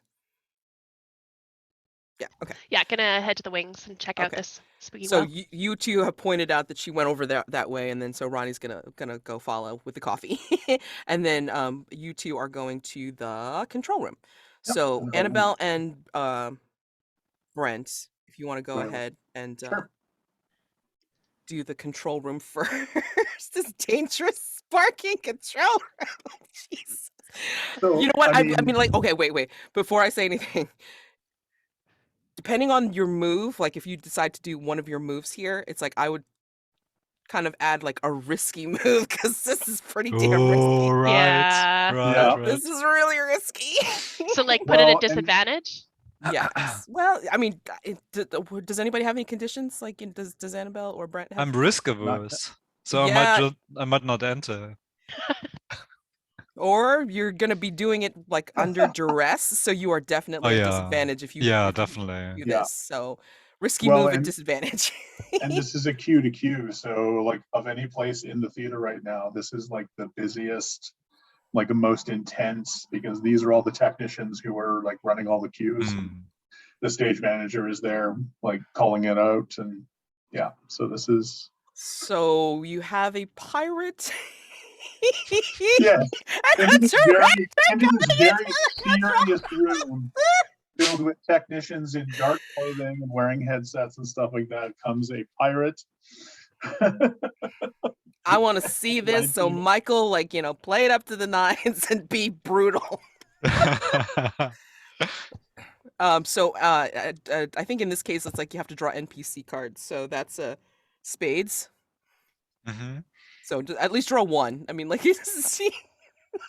Yeah, let's see. 5 of spades. Excuse me. And um, Ooh. that be Peter King, the bit Mhm. player. Buff, handsome, and extremely quiet. He's a stagehand who would prefer building sets to acting on them, but he's taken a dozen minor roles to make up for actors who have quit because he's very bad at saying no. And there's a quote, "Hey, you look like you need something. Are you new actors? Because I have 4 quick changes in Act 4, and if someone were to step in and no, oh, okay. So who are you then?"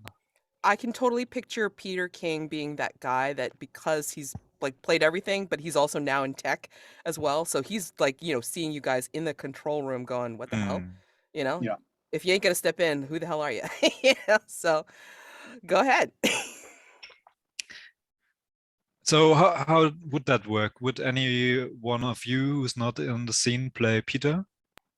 Well, Or I should mean, I play Annabelle and Peter? you could play Annabelle and Peter because Uh, of the way it I works. think I think that's how it's supposed to work. Is the person who Okay, fair pulls the enough. card gets to Mhm. play the character. Yeah. Yeah. Okay, okay. It'll be a little tricky for you, but I believe in you. Yes, exactly. Yeah. Or because Annabelle is risk averse, you could convince yourself somehow as Annabelle to roll risky. I mean, if you want to actually enter in versus dealing with Peter. So yeah. And actually too, I want to point out Brent is dressed like a pirate. There might be a like pirate part. I mean, in Yeah. this play. Yeah. So what do you think, Weyland? What actually happens here? Is he talking to us before we enter or after we've entered? I'm gonna say that he's you've entered, you've gotten into the control room. Everybody else is like damn busy because, again, as Brent Okay. said, like they're all Mhm. calling cues, Yeah. they're paying attention. Peter King is there because he covers everything. Yeah. So Yeah. Yeah, he's I'm imagining that, yeah, if he's doing all those bit parts and also doing tech stuff, I imagine he's sort of filling like an assistant stage manager role. Hmm. So he's actually doing a job very similar to what Ronnie does for us. Runs and gets coffee, runs around. There's not much for him to do during a Q to Q, other than just note where he has to do quick changes. But yeah. So he basically looks at you and asks, "Wait, I thought they they cut the pirates from Papi Papi this time." Yeah, I just I'm the sorry, I should introduce I'm the dramaturge for the production. Um, which, as an aside, and no offense to dramaturges out there, but if you tell people in a theater that you're the dramaturge, it sounds impressive, but no one really understands what that means. So, because a dramaturge is anything from a person carrying out research for the playwright to carrying out research for the theater to, yeah, there's just a whole bunch of things it could be. It just sounds really impressive. It usually means you just do a lot of office work and writing.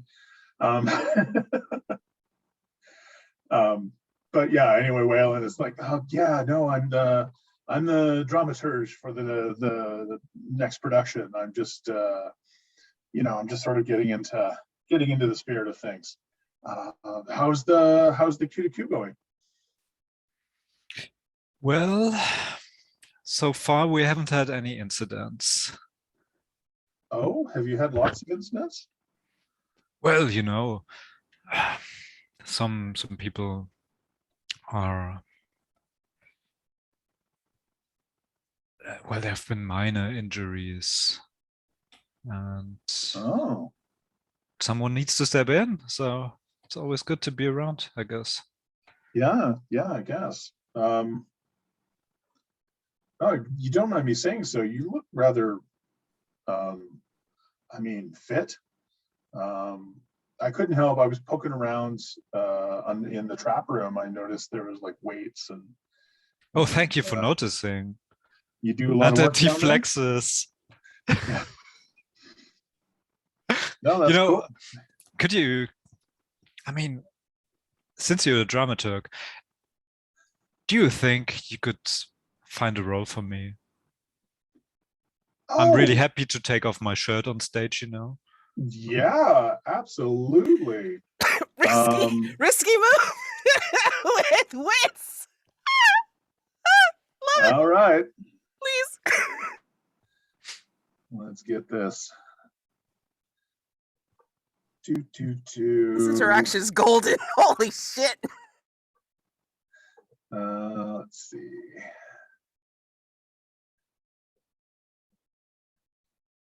All right. And sorry, risky move is roll 3d6 and take the lowest two. I don't think there is an actual risky move thing. Let me open up my general moves. Risky move. When you do something risky or face something you fear, name what you're afraid will happen if you fail or lose your nerve, and then roll with an appropriate ability modifier. It's the night move or the day move from the Oh, between. okay. Yeah. So okay. So sorry about that. I forgot to call this the risk. So I mean, like, what are you afraid will happen if you fail to convince him to let you in? I gotta hear this.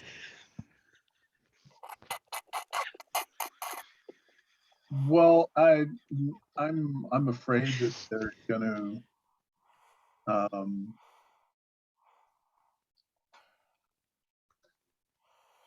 yeah, I'm afraid that, like, you know, sorry, just to quickly double check, have we caught up on the clues, like all of the clues that so do I know about the apparition in the Yeah, I'm gonna say it's like, yeah, like, you know, like we're all aware of Yeah. what we've gathered so far. Yes.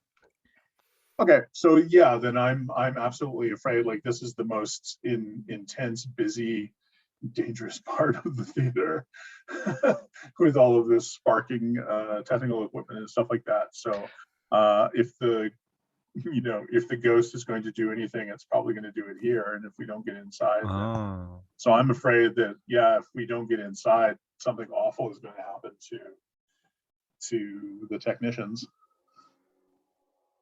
I mean, I was kind of going on the relations part of how that was going to be worse. Yeah. But I'm opening it up to the table. It's like, what do you think would be worse than what Brent just said? I think what Brent just said, something awful will happen, but it's going to be like Final Destination style, where it would happen like we'd see something tip over, somebody knocks a thing, and something tips over, and It's going to be a the domino ball effect. Yeah. rolls, and Yeah. then everyone in that room, it's going to be like what's the thing they used to put people in and then burn it? The big bowl, the iron bowl, Whoa. iron. Pot? Yeah, I mean, that's pretty much it. Yeah. Well, anyway, it's gonna be that. It'll be like a big fiery bad thing. Yeah. Someone will Oh. accidentally flip that switch to the off position and all hell will break loose. Something will happen with that damn switch. I guarantee it. Brazen bull. Brazen bull is what it was called. I Okay. looked it up. Oh, Got okay, it. Okay. Wow, I didn't even know it had a name, but okay. Holy shit. All right. So, what did you roll? I got a 9 altogether. Okay. All right, good. Any random player, if you're playing online, will tell you how your actions would leave you vulnerable, and you could choose to back down or go through with the move. If you go through with it, that player describes what it looks like. To convince, I mean, in this case, it's like you were trying to convince him to let you in. Yeah. So, And is that what you're still trying to do to get into the control panel room? Okay. So Yeah, I think so. pick one of us to let you know how weird and complicated this is gonna get. Amanda. I was gonna say, because I mean, like, she's the best for doing weird shit like this. Go When you ahead. say weird and complicated, I always think of the Why do people keep saying that to me? It's weird. People keep saying that. It's beautiful. Roll. Let's see. The complication, he's going to let you in, but the complication is going to be that whoever is actually behind all of this, ghost or not ghost or whatever, is going to take notice of you Oh. and target you, which means also targeting anybody around you. In this case, all the people in the room.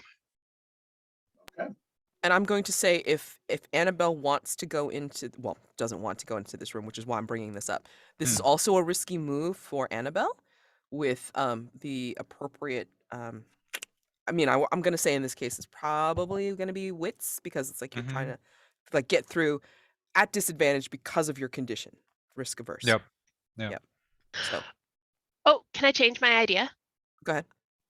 The thing that's targeting you is going to try and possess you. And then that's what's going to cause problems for the people around you. Ooh. Oh Okay. god, that is so much So- worse. A little bit possessed. You're a little bit you, a little bit not you. And if you want to try and roll a little or possessed. something, yeah, you can Just come a up with like a little. roll situation where, you know, pass fail. Am I possessed right now? Am I not possessed right now? That'll probably do the trick. And if we do that, then it's like I want to see that role played. It's like you're talking to yourself. Sorry, go ahead. Absolutely. So yeah, I think we can see Annabelle noticing that there's this conversation to be had and that all stuff going on, and Peter really trying to impress Waylend. But she's really focusing on that door, and you know that probably just a yellow sign of a person slipping and falling down. And she really doesn't want to go inside, but then she concentrates and tries to do it. And yeah, so I mentioned what might happen, what I'm afraid might happen, right? Right. But I think what Amanda said is going to happen, that like, you know, it's going to be worse because you are fighting against yourself and you will definitely open yourself up to being vulnerable to possession. Oh, okay. I thought that's the complication for It could be Weylands. both. I mean, it could, Okay, it could okay, go for fair both. I enough. mean, like, I really like that because I want to see one of you role play if you fucking up. Sorry. Okay. So let me see my stats. Okay. No modifier.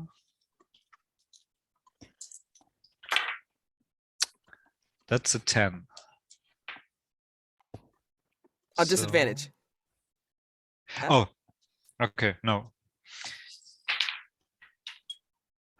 Then it's a 5. Oh,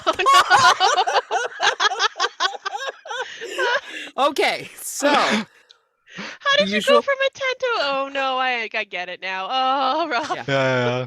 so I just rolled 2 dice. God.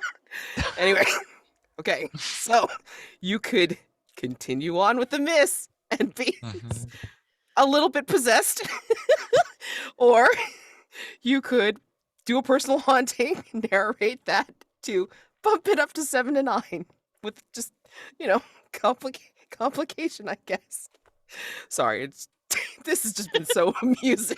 I can't help it. Okay, then just help me get it right. Would I be possessed in either case or just on the miss? Just on the miss. Okay, and what would happen? If you bump it up to a 7 or 9, or 7 to 9, I think you recognize that Waylend is possessed, but nobody believes you. And you feel like a compulsion to kind of stick near him to keep him safe because of that risk averseness. If that's all right with you, Brent. Yeah, absolutely. Okay. Then I'll choose a personal haunting in a minute, and we can either focus on you or cut to the others. I mean, so we don't just have a very long scene now. Oh, so like just as a mechanics check. So in this case with the risky move, because it doesn't specifically say, there is no clue for this because that they're not actively investigating yet. This is just like Okay. fictional positioning. Is that what I'm given to understand? Okay, just making I think sure. so. Yeah. Okay, so we'll deal with your situation in a minute. Let's cut to Ronnie and Dr. Fern. So I think Ronnie finds Dr. Fern like kind of leaning over the well, peering into it with a oversized magnifying glass that she also had in her suit somehow. Just kind of looking in, seeing if there's anything of interest in there, looking at how the water contraption works. And then she just kind of still looking, holds her hand out back, waiting for the coffee to be placed into it. coffee goes right into your hand. No thank yous or anything. Just do you Ronnie see knows. this? Do you see this? No, because you're the one in the well. I mean, what do you see? I mean, is it It's- technically fucked up? What is it? It's broken, but I can't see any means of why it's broken. Like the wood isn't splintered in any particular way. It doesn't look like it's been chopped. It doesn't look like it's been hacked. Hold on. Wait. So Ronnie comes over after handing you the coffee, like on the way, and then like we'll actually just dip their head, so this way the headlamp is still on their head and like the light's shining down. So go ahead and roll in discovery. Sorry, I wanted to say Discovery. investigative, and that's not the right move. Hold on. I want to see if there's I think anything. it's discovery plus science. Yeah. That is an 8. So on an 8, there's a complication either with the clue itself or something you encounter while searching. The player on your right or a random player, if you are playing online, will describe the complication. Michael, what is our complication? And I need you to draw a club card for the clue, so I will pick out what clue you get. Okay. Could you just repeat, please, what was happening? So Dr. Fern is leaning over and looking into the broken wishing well, looking at the contraptions that make the water mechanism work, etc., and trying to see why it's broken, how it got broken, and she can't figure it out. Ronnie has leaned in with a headlamp on to illuminate the area a little bit better, and that's where that's basically what's going on. There's going to be a complication in trying to discover what happened or what's up with this well. I thought I saw a particular number and I was wrong. What was the number again for that club? 6, the Thank 6 you. of clubs. Got it. Okay. So what would be an appropriate complication? And that's something that is related to the well, I suppose. It's probably We can make it even. We haven't had any ghosts yet. We can make a ghost happen. And that Are would we- yeah, I think you really described a creepy location, a creepy well. So okay. there's, while you lean down, there's a voice coming from down below saying, "You want to make a wish?" Oh shit! Oh shit! Holy... Perfect. Holy shit. We can run with that, or we could pull a paranormal event card. Although I'm like, I don't know how a paranormal event card's gonna beat that. What do you want to do? Holy moly! You want to do, Amanda? Because I have the clues ready. For... Because that's How a does the complication. ghostly encounters move work? When you have an interaction with a ghost while investigating, choose one from below. If the interaction is related to your personal hunting, choose 2. I mean, it sounds like fun to use, and again, we haven't used it yet. So who went to pull a paranormal event? and such? Let's pull the paranormal event. Which what's the suit for that? Diamonds. Diamonds. And that's We you. have Yeah. the 2 of diamonds. So Let me go look at the paranormal events. So our options are: you hear the sound of thunderous applause as if the house were full. For a minute, without knowing how or why, everyone sings their words operatically. Or a hazy, indistinct figure offers critical notes on your performance before disappearing into the mist. and then of course you do have a clue that you get Yeah. with this. So I mean, I which think we event- hear after this grotesque voice coming from the well says, "You want to make a wish," which is terrifying, by the way. We hear the sound of thunderous applause as if the house were full, like as if there's a standing ovation. Dr. Fern, from the voice coming from the well and the sound of the thunderous applause, jumps up Yeah. and smacks her head off of the top, like the one of the broken pieces of the wishing well. You okay, Doc? Because I mean, Ronnie has also like moved their head away from the mouth of the well and like is looking around with the light, like, what the hell? Did you hear that? Did you hear that? Did you? Yes.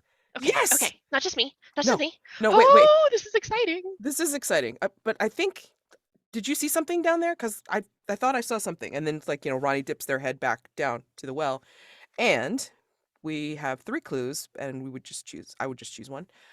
A newspaper article from decades ago that describes last year's tragedy backstage at Northlake. An envelope filled with photos of Jason Hart and Elizabeth Palmer. Have no idea who these people are. And insurance documents for the theater. So I think insurance documents for the theater is what you find kind of wedged when the light dips back down. You find like scraps of paper like kind of wedged underneath some of the broken down timbers and stones of the wishing well, and you pull it out and it is insurance documents. I feel like Ronnie grabs it and pulls it out, but then Dr. Fern grabs it from Ronnie, and it's just like, "Oh, look what I found." Yeah, that sounds about right. Oh, it seems that they've just recently upped the insurance on this place, which kind of makes you wonder, considering, and Dr. Fern raises the jerry can of gasoline still in her hand.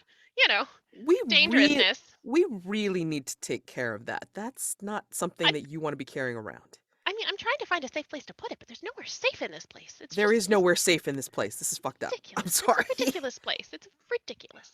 But maybe we can use this. And she pulls out the Goo-izer and points it at the bottom of the wishing well. Yeah, I want to make a wish. Okay. Is that part of your move? Or is that a move of yours, or is that a ghostly encounter move? Which is it? I am going to try. Oops, I just closed the thing that I was looking at for my moves. Where's my moves? So, when I attempt to use my experimental technology, I can roll as a plus science. This is supposed to goo-ize any ghost so that I can collect it and move it to a different location should I wish. So I can roll plus science. And I'm gonna. I love this. Okay. Plus science. That is a 9. On a 7 to 9, the technology works once, then fizzles out. Mark the equipment in your backpack as usual. You may repair this item between mysteries. So I won't be able to use it again, but I do goo-ize whatever that creepy ghost is. So I feel like the gun, when it goes off, she does have to pull it like a water gun. I'm thinking about water guns a lot because there's these pigeons that hang out on my balcony, and I've been water gunning them because I hate them. So like pulling on the thing, I don't know anything about guns, and squirting like a water gun this sort of purplish viscous substance that smells vaguely like lemons at the bottom of the well. And we see like the camera kind of pans back and we see this bright green explosive glow come out of the well of this glow of light. And I think Ronnie has to, who's still kind of looking in the well a little bit, gets a little bit blinded because Whoa. why would Dr. Fern care? They're just the intern. Dr. Fern, covers her eyes because she knows what's about to happen. And when Ronnie and Dr. Fern lean back in to see down to the bottom of the well, there is this blue goop, like children's slime, slime that little kids play with, like that. And Dr. Fern, like bare hands, no gloves, reaches in, grabs it with her hand and pulls it up. And it all comes up in one big mass. But there's like little bits of like stuff that was at the bottom of the well stuck to it, like little splinters of dust and wood, kind of like the stuff that you would use, the goo that you used to clean out a keyboard. So basically, okay, so when Ronnie sees this after checking their eyes, okay, first of all, where the hell is that pair of plastic, the latex gloves I gave you for doing this sort of shit? You shouldn't be touching with your bare hands. I forgot them at home. You have everything else in your outfit. How did you freaking forget the freaking plastic gloves, latex gloves? What the hell? The important thing is... No, the important thing is protection. Hey. Dr. Fern holds up the goo ball. Okay, you're using that to clean up the dashboard in the van, all right? When we get back into the van, you're going to use that shit to clean up the dust, mess, crumbs you guys made. Well, yes, okay, I do love my Doritos, but yes, it worked. It worked perfectly. I don't think it's going to work again. And she holds up the Goo-izer, smoking, and it's like smoking, yes! And pieces have fallen off of it. But look, and Dr. Fern reaches into her oversized zoot suit and pulls out a mason jar, a large one. Again, you could have put the gloves in the mason jar to have them prepared for this eventuality. What'd I say?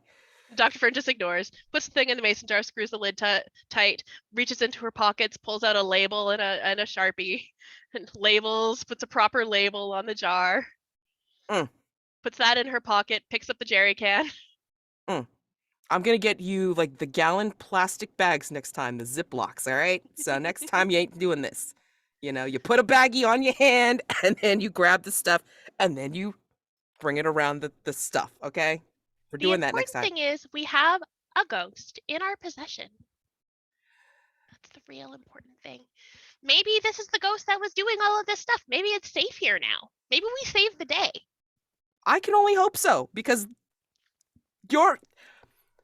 we look at your hands. I mean, like there's like a little bit of leftover goo. Mads is amused. Ronnie, not so much. All right, let's flip back to the other two, because I mean, right now we are looking at 6 clues. I mean, so we can totally do a theorize and play out the scene of what you two are doing. Getting into the control room, possessed? Who knows? Let's find out. Yeah. So I've got the personal haunting new talents. Okay, go ahead. And it says, lately, a new ability has been making itself known to you sporadically. Narrate what that ability is, then increase your intuition by 1. No maximum. And you know what would be handy? A character who is pyrokinetic. So basically able to start fires or control fire with their mind. And basically, maybe Annabelle has noticed that, well, didn't notice it really before, but when she enters the room, there's like on that one part where all the sparks are flying, she just thinks, oh, I can't handle that right now. And it gets lesser and lesser, and then there's no sparks at the moment. And then she looks at Waylend and notices, okay, that's not right. What's happening here? Okay. So you're in the room. I'm going to assume that you guys are in the control room now. Yeah. Possibly a problem or two problems. However, how you want to play this out before we theorize? Oh, jeez.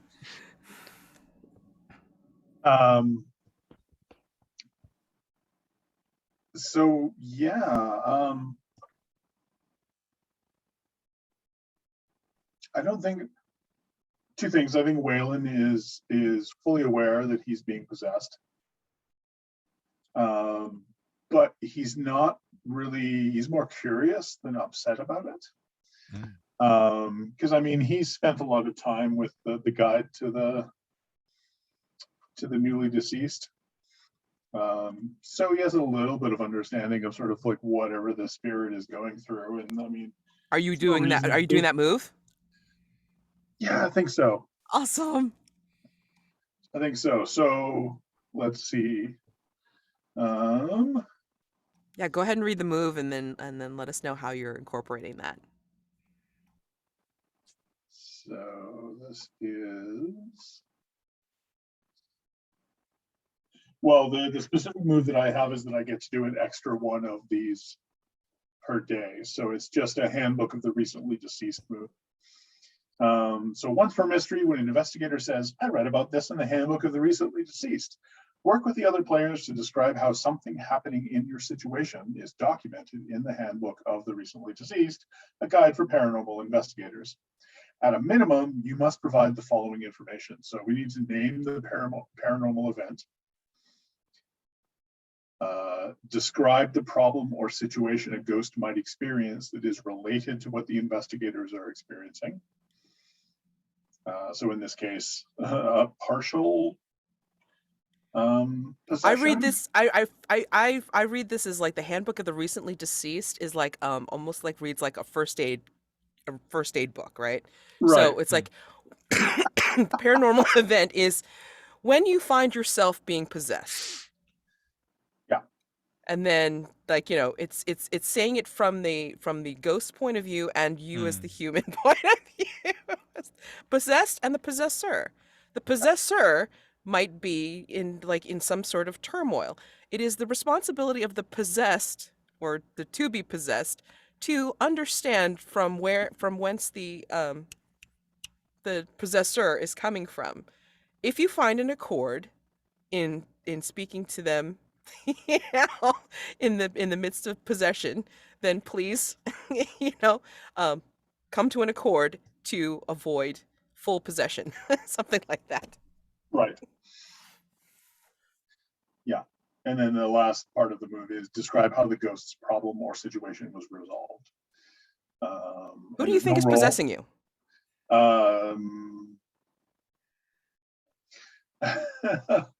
So I think I attracted the attention of the ghost of the theater's dramaturge from about like 40 years ago.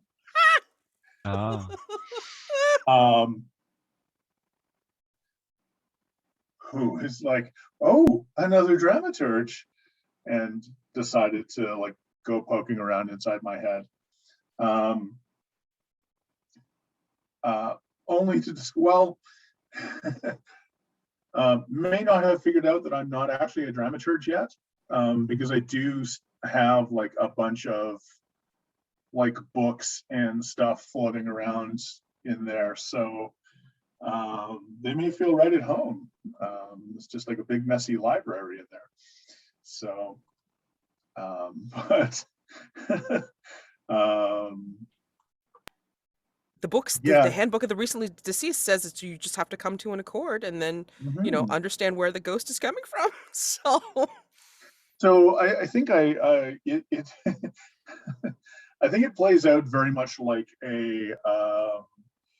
like as if Waylend is a used bookstore proprietor, and the ghost is just coming into his bookstore.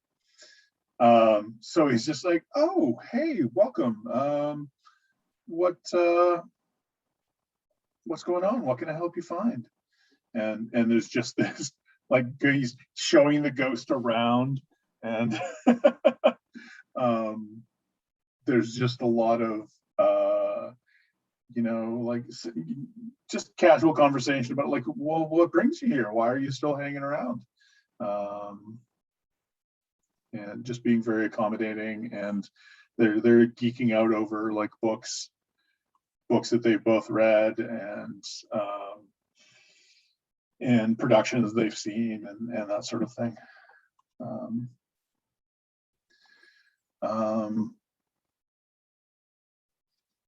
And I think, yeah. May I add something? Yeah, absolutely. To describe the event that happened before, and that might help solve that. I think there's been the Mayo Clinic incident, and that was when the ghost of a surgeon entered the body of a human, and they believed that human was also a surgeon, but turned out to be a patient. And that obviously really confused the ghost. So maybe someone else might have an idea how that got solved then. Yeah. Oh, and I'm just reading the notes now. Yeah, 100% Weyland has the Handbook of the Recently Deceased on his co-op. Absolutely. Of course, it's EPUB, not that branded Kindle garbage. I'm sorry, I have a branded Kindle garbage. Sorry. Oh, that's fine. Listen, You get use what what you you get. use, but yeah. And then you get Caliber, and you just turn it into whatever you want it. It'll be fine. Yes. Okay. Do you mind if we take a quick 5-minute break? Absolutely. Let's go for it. All right. Awesome. Okay. That way we can think about what can happen with this ghost situation and start thinking about, Perfect. the end, the Theorize. theorizing. Yeah. Yep. Yeah. Cool. Okay, so we're back, and I realized there's something interesting. So I was looking at the Theorize move in the book, and it says, well, it doesn't matter who rolls the Theorize move, we know that. Theorize is not subject to any modifiers on the die roll. We usually know that as well. But this is interesting because it says, nor can it be affected by taking on a personal haunting. Usually definitely in the between, because we've played it this way before, and I'm thinking in Brindlewood Bay it works the same way. It's like if you take on a crown or a mask, then if everybody does it, then you can bump up the die roll on Theorize. But this one specifically says you can't use personal haunting for it. So you accept the consequences. I think that, Except yeah. I have the ability in my Oh, right. Oh, I yes. I chose that move. What's it Okay. called? A new hypothesis, where if we miss on the Theorize move, we may, or you may suggest a new theory. We may. If the other players agree, you may attempt the Theorize roll a second time without searching for new clues. So, okay, so we do have an out. It's just like with your player move as opposed to everybody getting in on it. Yep. Okay, got it. Okay, very cool. Phew. So, do we want to figure out how to resolve what you guys are going through in the control booth, and then we'll do the freewheeling theorize. We are definitely going over, so I hope that's okay with everybody. Absolutely, yeah. Okay. All right. So, let's open it up to the table. How do we want to resolve you guys getting through this? So is Waylend not getting possessed now that he's coming to an accord with the ghost? I mean, I wonder if and it is possession, but it is sort of a And what- agreeable possession. yeah, and what if he discovers the dramaturge discovers you're not quite the dramaturge? No, but I think he's a passenger. He's not the driver. So he's still in there, but he's not trying to take the wheel from me or anything. He's just sort of like I said, he's found he's found the simply massive collection of books that are in Wayland's mind, like in Wayland's brain, and is happily going through the disordered stacks of books that are like any good researcher would be. So You now have a personal friend. A very personal friend. oh, that would be so much fun in an ongoing campaign. Yeah. And so Yeah. like, hey buddy, could you look something up for me? Oh, That could cool. be a great custom move, I'll tell you. I'm like, oh shit. That Okay. I mean, And that could be part of the move that Waylend already has, is the bookworm, which is I know somebody. It's just now the somebody that I know is literally in my head. Nice. Okay. And probably that was actually what happened there. That's also written down in the book of the recently deceased, because although the surgeon ghost didn't possess a colleague, but rather a patient, that patient was in fact a teenage girl who was really into horses, like a typical horse girl. And so the ghost just found that kind of amusing and was into horses as well. So they kind of arranged and had a similar situation.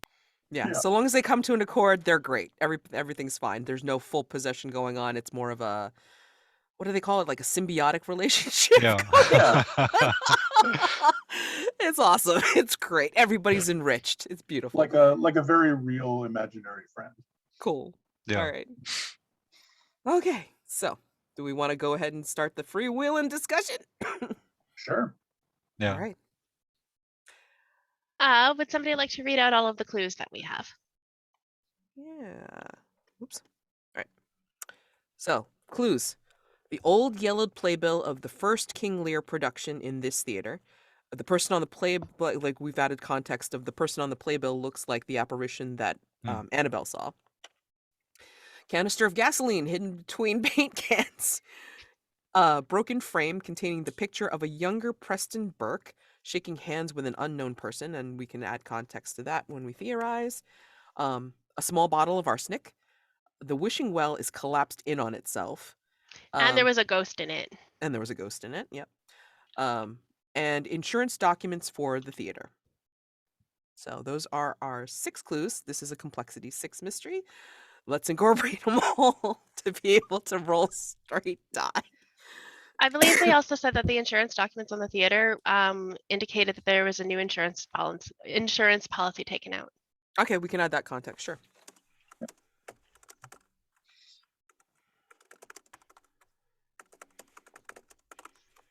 So what if there are 2 different things going on here? So we have a partial Scooby-Doo and we have a partial Supernatural. So the Scooby-Doo ending is that It's an insurance adjuster in a is mask. is that somebody is planning to burn the theater down to collect the insurance. I mean, who that somebody is, I don't know. Could be Robert Burke. He just hired us to, why would I burn the theater down when I'd hired these paranormal investigators? Yeah. He's the person that would, make the most money off of it, right? Yeah. Yeah.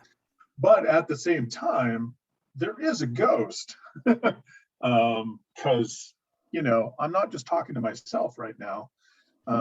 There's many ghosts. I mean, Yes. like between the one that's in your head now, and then the one that Annabelle saw, and then the one that Fern had blooped, glooped up. Yeah.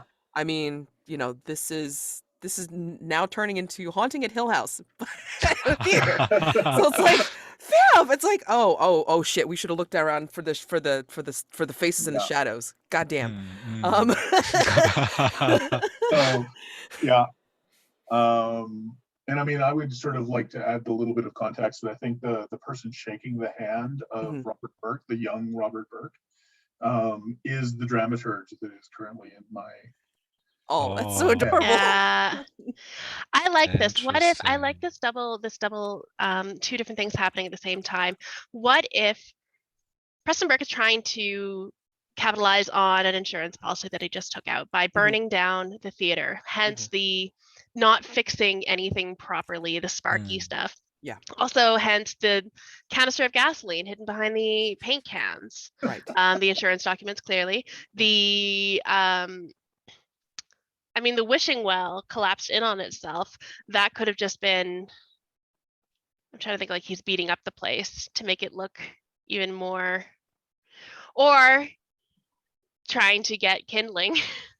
Oh, what if the ghosts have been trying to warn everyone? That's what I'm thinking. What the ghost doesn't want the place to get burned down. The small 'Cause- bottle of arsenic was from the ghost to try and kill Preston Burke. Yeah. Or it was something that Preston Burke used to kill one of the people that's because it feels Yeah. like Preston Burke is like the running Bad guy. Yeah. bad guy in it. And so all these people, like the dramaturge, the king apparition, the goo ghost, Goo Ghost. Yeah. like they're all tied into this idea that these are people that Preston has kind of gotten rid of Yeah. through Mhm. the years. And now that they haunt this theater, they don't want it to be burned down. They know what he's up to. They don't want him to win. Right. So So I what mean, if the bottle of arsenic is how he kills people? People that yeah, kind of are getting in his way. yeah, The old yellowed playbill of the first King Lear production, the person on the playbill looks like an apparition because that's who it is. Yeah. The person Yeah. who starred in King Lear. he even appeared to Annabelle and said it's like, avenge my death. I mean, but like over dramatically because Of course, that's because what it does. yeah. Yeah. Yeah. And then the Um, dramaturge, I mean, they were friends, but the dramaturge, the dramaturge in the research found out some shit that Preston did not want known. yeah, So, Mhm. sorry, friend. yeah. My ass versus yours. Guess what? So, I think we covered all 6 clues. Yeah. Does everyone feel pretty cool about this? That I the like it. I mean, Preston it Burke Yeah. is trying to destroy this theater to make a bunch of money and profit, and it's been killing people that get in his way. and And these the people ghosts, don't want it to happen. yeah. Yeah. So, I Cool. like it. I think it's great. I'm not rolling for obvious reasons. So, you 3 pick who's going to roll. I can roll. Yes. I've been Yeah. having some good luck. I shouldn't have said that out loud. Roll You them keep doing bones. that. Okay, it's just a straight roll, right? It's a straight roll. Yeah, it's like 6 to a complexity 6. Yep. Yeah. I rolled an 8. Okay. Let's look at Theorize. And I, for some reason, took out the page. I don't know why. So, moves Ta-da. says. Your alarm saying it's like, you're overdue. No, Okay. no. It's correct solution, but there's an unwelcome complication to the solution or dangerous situation to overcome before solving. As a group, decide what sacrifices you make to succeed in your goal. So we know that Preston Burke is the through line. So even though he gave us Yeah. access to the theater and da-da-da-da-da, he was hoping we would fail. Yeah. And the Yeah. reason we know that is when Weyland got possessed, all that knowledge that the Yup. dramaturge has goes into Weyland. Weyland now understands what's happening here. Yes. So So now, maybe he confronts us. yeah, and See, you know now, too much. yeah. So You know how- too much and he's got a gun. Mm-hmm. So I'm gonna say, all right. So to line this up, I mean, like I'm thinking that the Q to Q is done, Yep. and this is just before, like like maybe there's an hour or two before things are opening Bustling, up. yeah. Everybody's kind of like left to take their break. Jesus Christ, and then Yeah. like the theater is empty except for us, and then Mhm. Preston comes upon us and says, "So, did you solve the mystery?" And then Yes, we did. And Dr. Fern takes out the Goo-izer. It's not a real gun, it's just to be intimidating. what are you doing with that ridiculous water gun?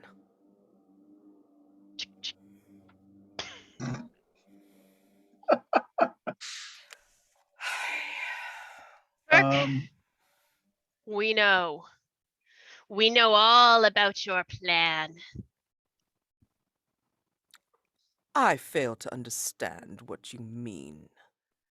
I hired you to find a ghost and stop it from. What is that? What? We have You- found many ghosts in your little theater.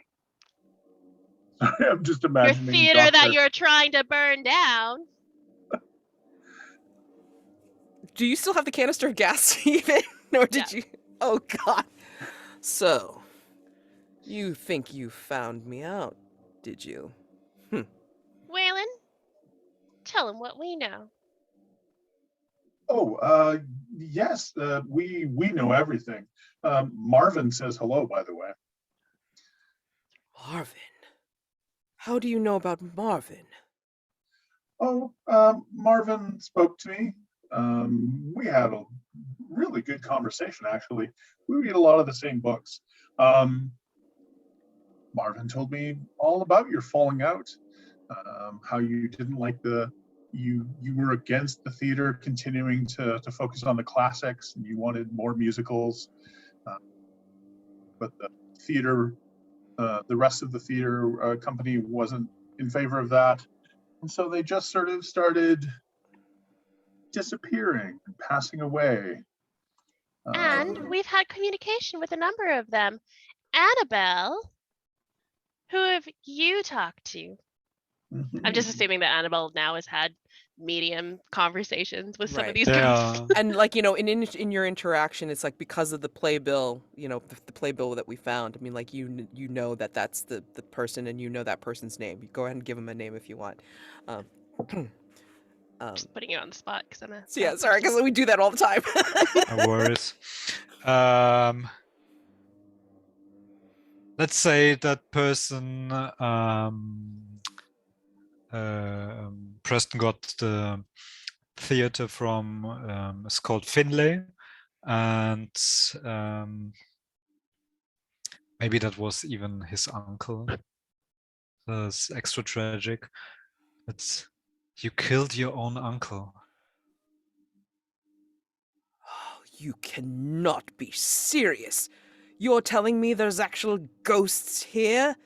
I hired you you fakers to just, well, keep people busy. So this way I could, well, conveniently have an accident happen to the theater. And as he's like making his little monologue, he's actually moving closer to um one of the walls in the theater Mhm. to like, hit some switches. Um So the curtain can yeah. fall on us. You Something. could start a fire or something. Yeah. It's like, Oh yeah, that could be yeah. pretty I dramatic. think, and I mean, you think you think you've met them, but like everyone else, you'll have to go. And then he reaches out for something on the wall.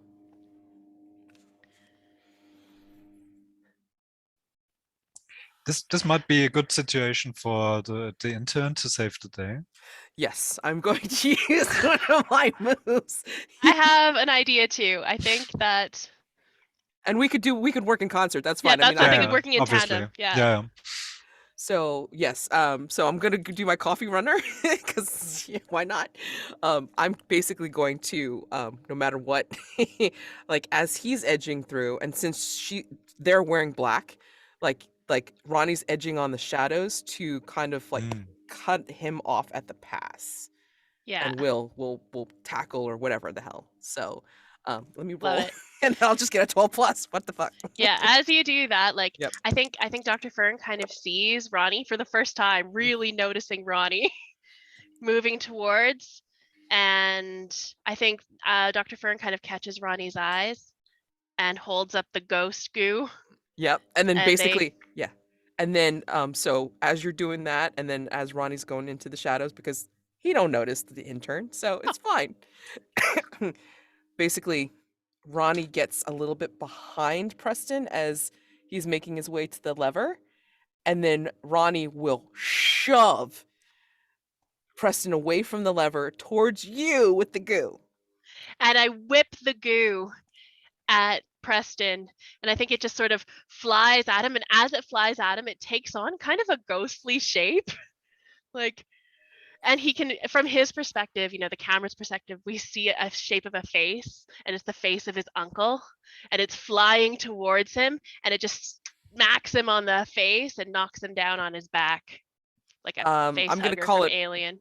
I'm gonna call it worse than that. I'm gonna call it where because the trap doors are fucked up, like everything else in this theater, he Yes. falls through the trap door, Nice. and then whatever's down there that is The weights, he lands on the weights. He lands on the weights, and well, I mean, like we'll just do the domino effect because this is the one shot. What the fuck? And then so basically, it turns into like something down there ignites, and it goes. Dr. Fern jumps back from the big The trap door. explosion and kicks the gasoline canister Oh, that shit! she's been carrying around for too long. Ronnie is basically like, "Oh shit! Get out! Get out! Get out! Get out!" And that's probably when there's this like a huge flame coming up. That's probably when Annabelle says, "Chick." No.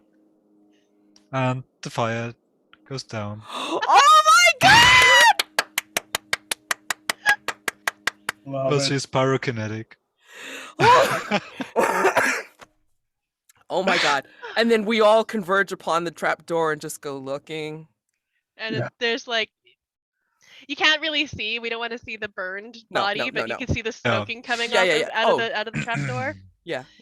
And then we all like, you know, the camera pans to like you know, facing up at us looking down into this hole, and then, you know, pans into us looking at each other going, well, Yeah. And then it pans over and you see all the ghosts of like all the people who've been murdered in the theater are sort of like standing around also looking into the hole with us. and then as we look up and then they look up and then you see, like, I don't know if we see it, maybe Annabelle sees them, but they're all giving us an ovation. Nice. I like it. And that's how we end our playthrough of Paranormal Incorporated. Oh my gosh, that was Yeah. so fun. That was so fun. Holy shit.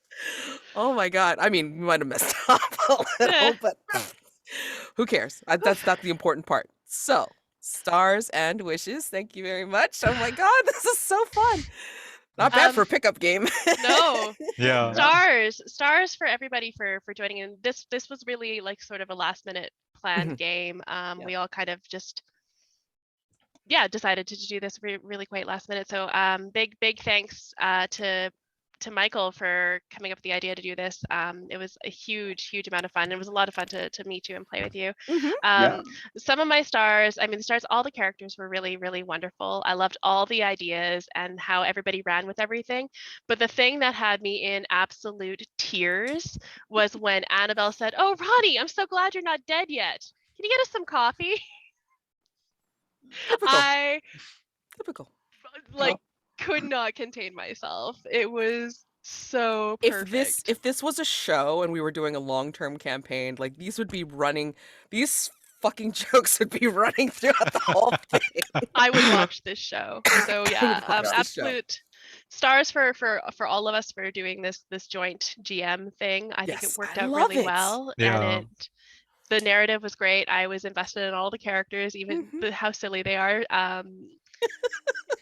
The story was wonderful. Stars for Alicia Furnace, who wrote this game, because it's a lovely carved from Brindlewood aspect. It still retains all of that fullness that is in, you know, Brindlewood Bay and the between, but it has that sort of collaborative narrative effect that I really like. Stars for Laura Page Turner, who wrote this particular mystery, because this was a lot of fun. I mean, we were trying to aim for X-Files, but somewhere we landed fell off like right off the bat. It's like the funnier part of Supernatural mixed in with some Scooby-Doo. The thing that we were missing that we said we were wishing for was the chase scene through the doors. But you know, you win some, you lose some. Yeah. I just appreciate the fact that we really touched on like haunting at Hill House. I loved it. Ghosts. So many ghosts. It was beautiful. Oh, So yeah, those are my stars. okay. I can go. Stars for these characters, as Amanda well knows, I love characters, and I love, like, when there's such layers, and I mean, goofiness I always enjoy. I mean, and everybody's so strange, but it was so easy to fall into the role, fall into the playbook, and then really flesh out Ronnie, because everybody else was just so, like, these people need help. And it was wonderful. I love them all. And, it gives me ideas for, like, if I get to play this again, and play the different playbooks. I mean, like, I'm getting so many ideas now for the medium. I'm like, oh shit, this would be awesome. So stars for everybody's character for sure. I mean, and everybody had such great narrations and ideas to put in for um the paint the scene, for the moves, for the things that happened in the scene and playing off of each other. I mean, I think everybody really, really dovetailed very well, and it was great. I mean, like, um, if even if there was, like, one person GMing, I mean, I don't think it would be just as good as, like, having everybody pitch in and have this very collaborative play. I really enjoy story games where it's, like, very collaborative play, and this just plays into that love so much. So, thank you guys for that. Big stars, bursting stars. Um, and then, yeah, I mean, like, we have memes. We developed memes. Meth cats, Poppy Poppy, um, the coffee run. It's like, oh, let's treat the intern badly, whatever. But I mean, I I really enjoyed this. This is so cool. If I get to play a factotum in the between, I'm playing my factotum like this. Okay, like, I don't Mm. care.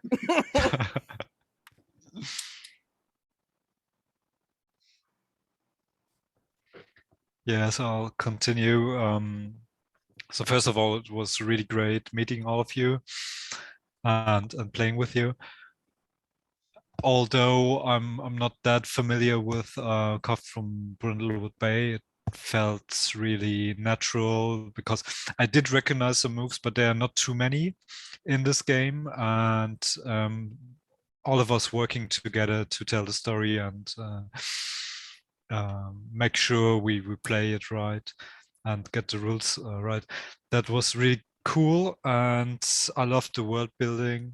Baba, Papa Poppie, and then I immediately knew where this was going, and I'm glad everyone embraced the tone. So that was so great, and yeah, painting the scene and getting to know this location and the people being there, that was just a blast. So thank you.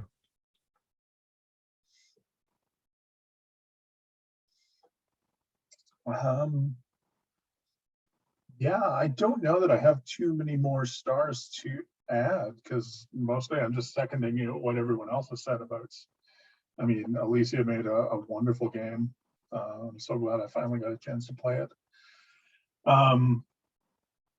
And actually, now that I have played it, I was looking for a third game to do on my extra life 12-hour GM-a-thon. And I think this might be a wonderful cheat game because it's one that I can do. It's one I can do and I don't have to GM it because we're all GMing it. So take some of the weight off. And So listen, I if you think need some people to help you play. oh, don't worry. Right, I know. It's like, some people like to play this game. Hey. Yeah. I mean, I'm actually considering, like, it's like trying to do a 1 or 2 shot for this for my podcast too. So I mean, like, so Nice. many games, so little time. I get it. Yeah. But yeah, no, thank you. I loved playing this through. Thank you, Amanda, for reaching out and inviting me to play. Even though it meant getting up at 5:30 in the morning to have everything ready for a 7 a.m. game. We appreciate your sacrifice. Believe me. I mean, It was actually, totally worth it. yeah, Yes. Oh totally my with it. god. And I get up early anyway. Like 5:30 is when I usually get up. So it's just on weekends I will sleep in until 7 or so. But what better way to wake up being ready Exactly. for a game? Yep. And I still got part of the morning, so it's great. That's right. That's right. Yeah. And after we're done recording, I can tell you my story about crushing the prima ballerina of the Royal Winnipeg Ballet with a curtain. Anyway, Interesting. Okay. Wishes. I mean, like I know it's a one shot, but I mean, like like what were your like? If there was any wishes about gameplay, if there was any wishes about like anything in the future, like when you play this game again, because there ain't no if, there is a when. Yeah. So coincidentally, with the book worm, like one of the things it talks about is just having like random book titles that you can draw from, and I actually wrote. I write for a site called the Rat Hole, and in one of my GM tip articles was just like 25 different book titles. So just one of those handy lists that GMs can have around. So when the players inevitably ask, "Oh, I go over and look at the bookshelf. What are the books?" Instead of having to come up with stuff, they can just pull off the list. And I was sad that I didn't actually get to pull any of those off, because some of them really, if I do say so myself, some of them are a lot of like If It Fits, It's Grits, a field guide to goblin cuisine. Oh my god! So Um, holy That's shit. brilliant. Now I will say, normally it's like if it wasn't a pickup game and like there was more like prep on my part to try to pull people together, usually it's like I have the character keeper ready. It's like I have like all this stuff like ready to go, and then we would do character creation in advance. Like we would do Oh, most yeah. of it together, like Mm. out like offline. So I mean, again, we did well for a pickup game that included the character creation and world building and playing the Yeah. actual game. So I mean, there probably will be opportunity in the future to use your list. Yes, So, absolutely. But yes, that would be my wish, is adding in more strange books for Waylend to reference that nobody else has read. exactly. So my wish, of course, is to like have a more prepped game. Believe me, I appreciated this pickup because I mean I didn't have a game scheduled today. I wasn't sure if I was going to try to have something scheduled today, but I'm appreciative to Michael for making the suggestion, because had it in my library, might as well use it, and so I appreciated this so much, and so my wish for next time will be to be more prepared for um, having the players, more uh, uh, the character creation offline, so we have more time to really delve into scenes, really delve into the investigation, and just have more time for the actual play of the game. Yep. My wish actually is to see all of these characters, but in different games. Like I want to see Oh. what Annabelle Craven would be like in The Between. I want to see Shit. like The- I want to see Waylend in Brindlewood Bay. Like I want to see what these characters would be like. And I'm saying, of course, a bunch of other cards from Brindlewood Bay or Brindlewood games, because I've been playing a lot of those. But yeah, like I I think that said, would be a lot of fun. I mean, I want Ronnie to, or Veronica, whatever, to Yeah. be in a between fact, it'd be as a Right? between factotum at some point. Oh yeah. So And this is sort of like a personal wish. Now that we've played this whole Papa Poppie Baba thing, you want I to really see want I want to finish my Brindlewood Bay mystery that is based on that. Like Oh. do it. I want to finish I that. Yeah. told you. That's I told my you you new should goal. finish it. I really should. Yeah. So this way it's like something to build off. Yeah. Holy shit. Mhm. The musical episode that we keep talking We about, gotta but have a musical episode. we're not gonna do it because nobody wants to improv that shite. I will. Do you know how often I spend half my day just singing about what I am doing, and there's no rhyme or reason for it, and I am not a great singer, so I would do it 100%. I guess it's Anyway. because of I guess it's because of my musical background that I'm just like, I don't want to sound like shit. I'm sorry. No. I got no shame.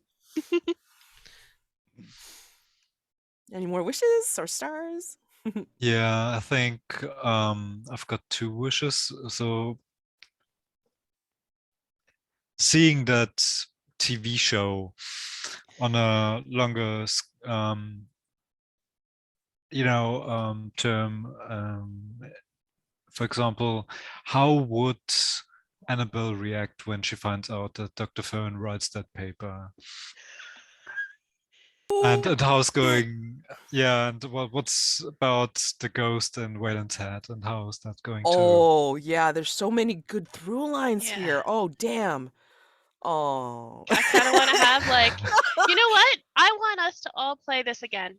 Okay. That's my new wish. I would like a part 2 Okay. of this. Yeah, Okay. I mean, there's no reason we couldn't. I mean, it's just a matter Yeah. if that's fine with scheduling. everyone. Scheduling. Yeah. Yeah. The scheduling part is hard, and we're all very busy. But like, Yeah. I think let's put that on a. We definitely have to do a part 2 at some point. Yes. Yeah. So with the same characters then.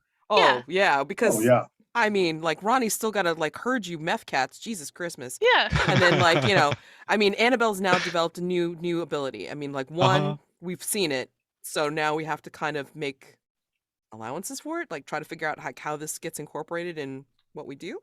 And then like Brent again with the little guy in his head, who's not imaginary. I mean, it's Yeah. like the ride along. Yeah, that's what we call Yeah. it, the ride along. And then like, Dr. Fern with like, where does the goo go? Like once you've done it, like where are you putting this goo? I mean, Yeah, I want to find out what happens. I mean, I'm going to clean the dashboard of the vehicle, like I said. yes, I told you needed to do that. Yeah. Your but, Doritos are all over the damn place. Yeah, well, it's the sweet chili heat ones are so good. And they smell. I'm just telling you, they fucking smell.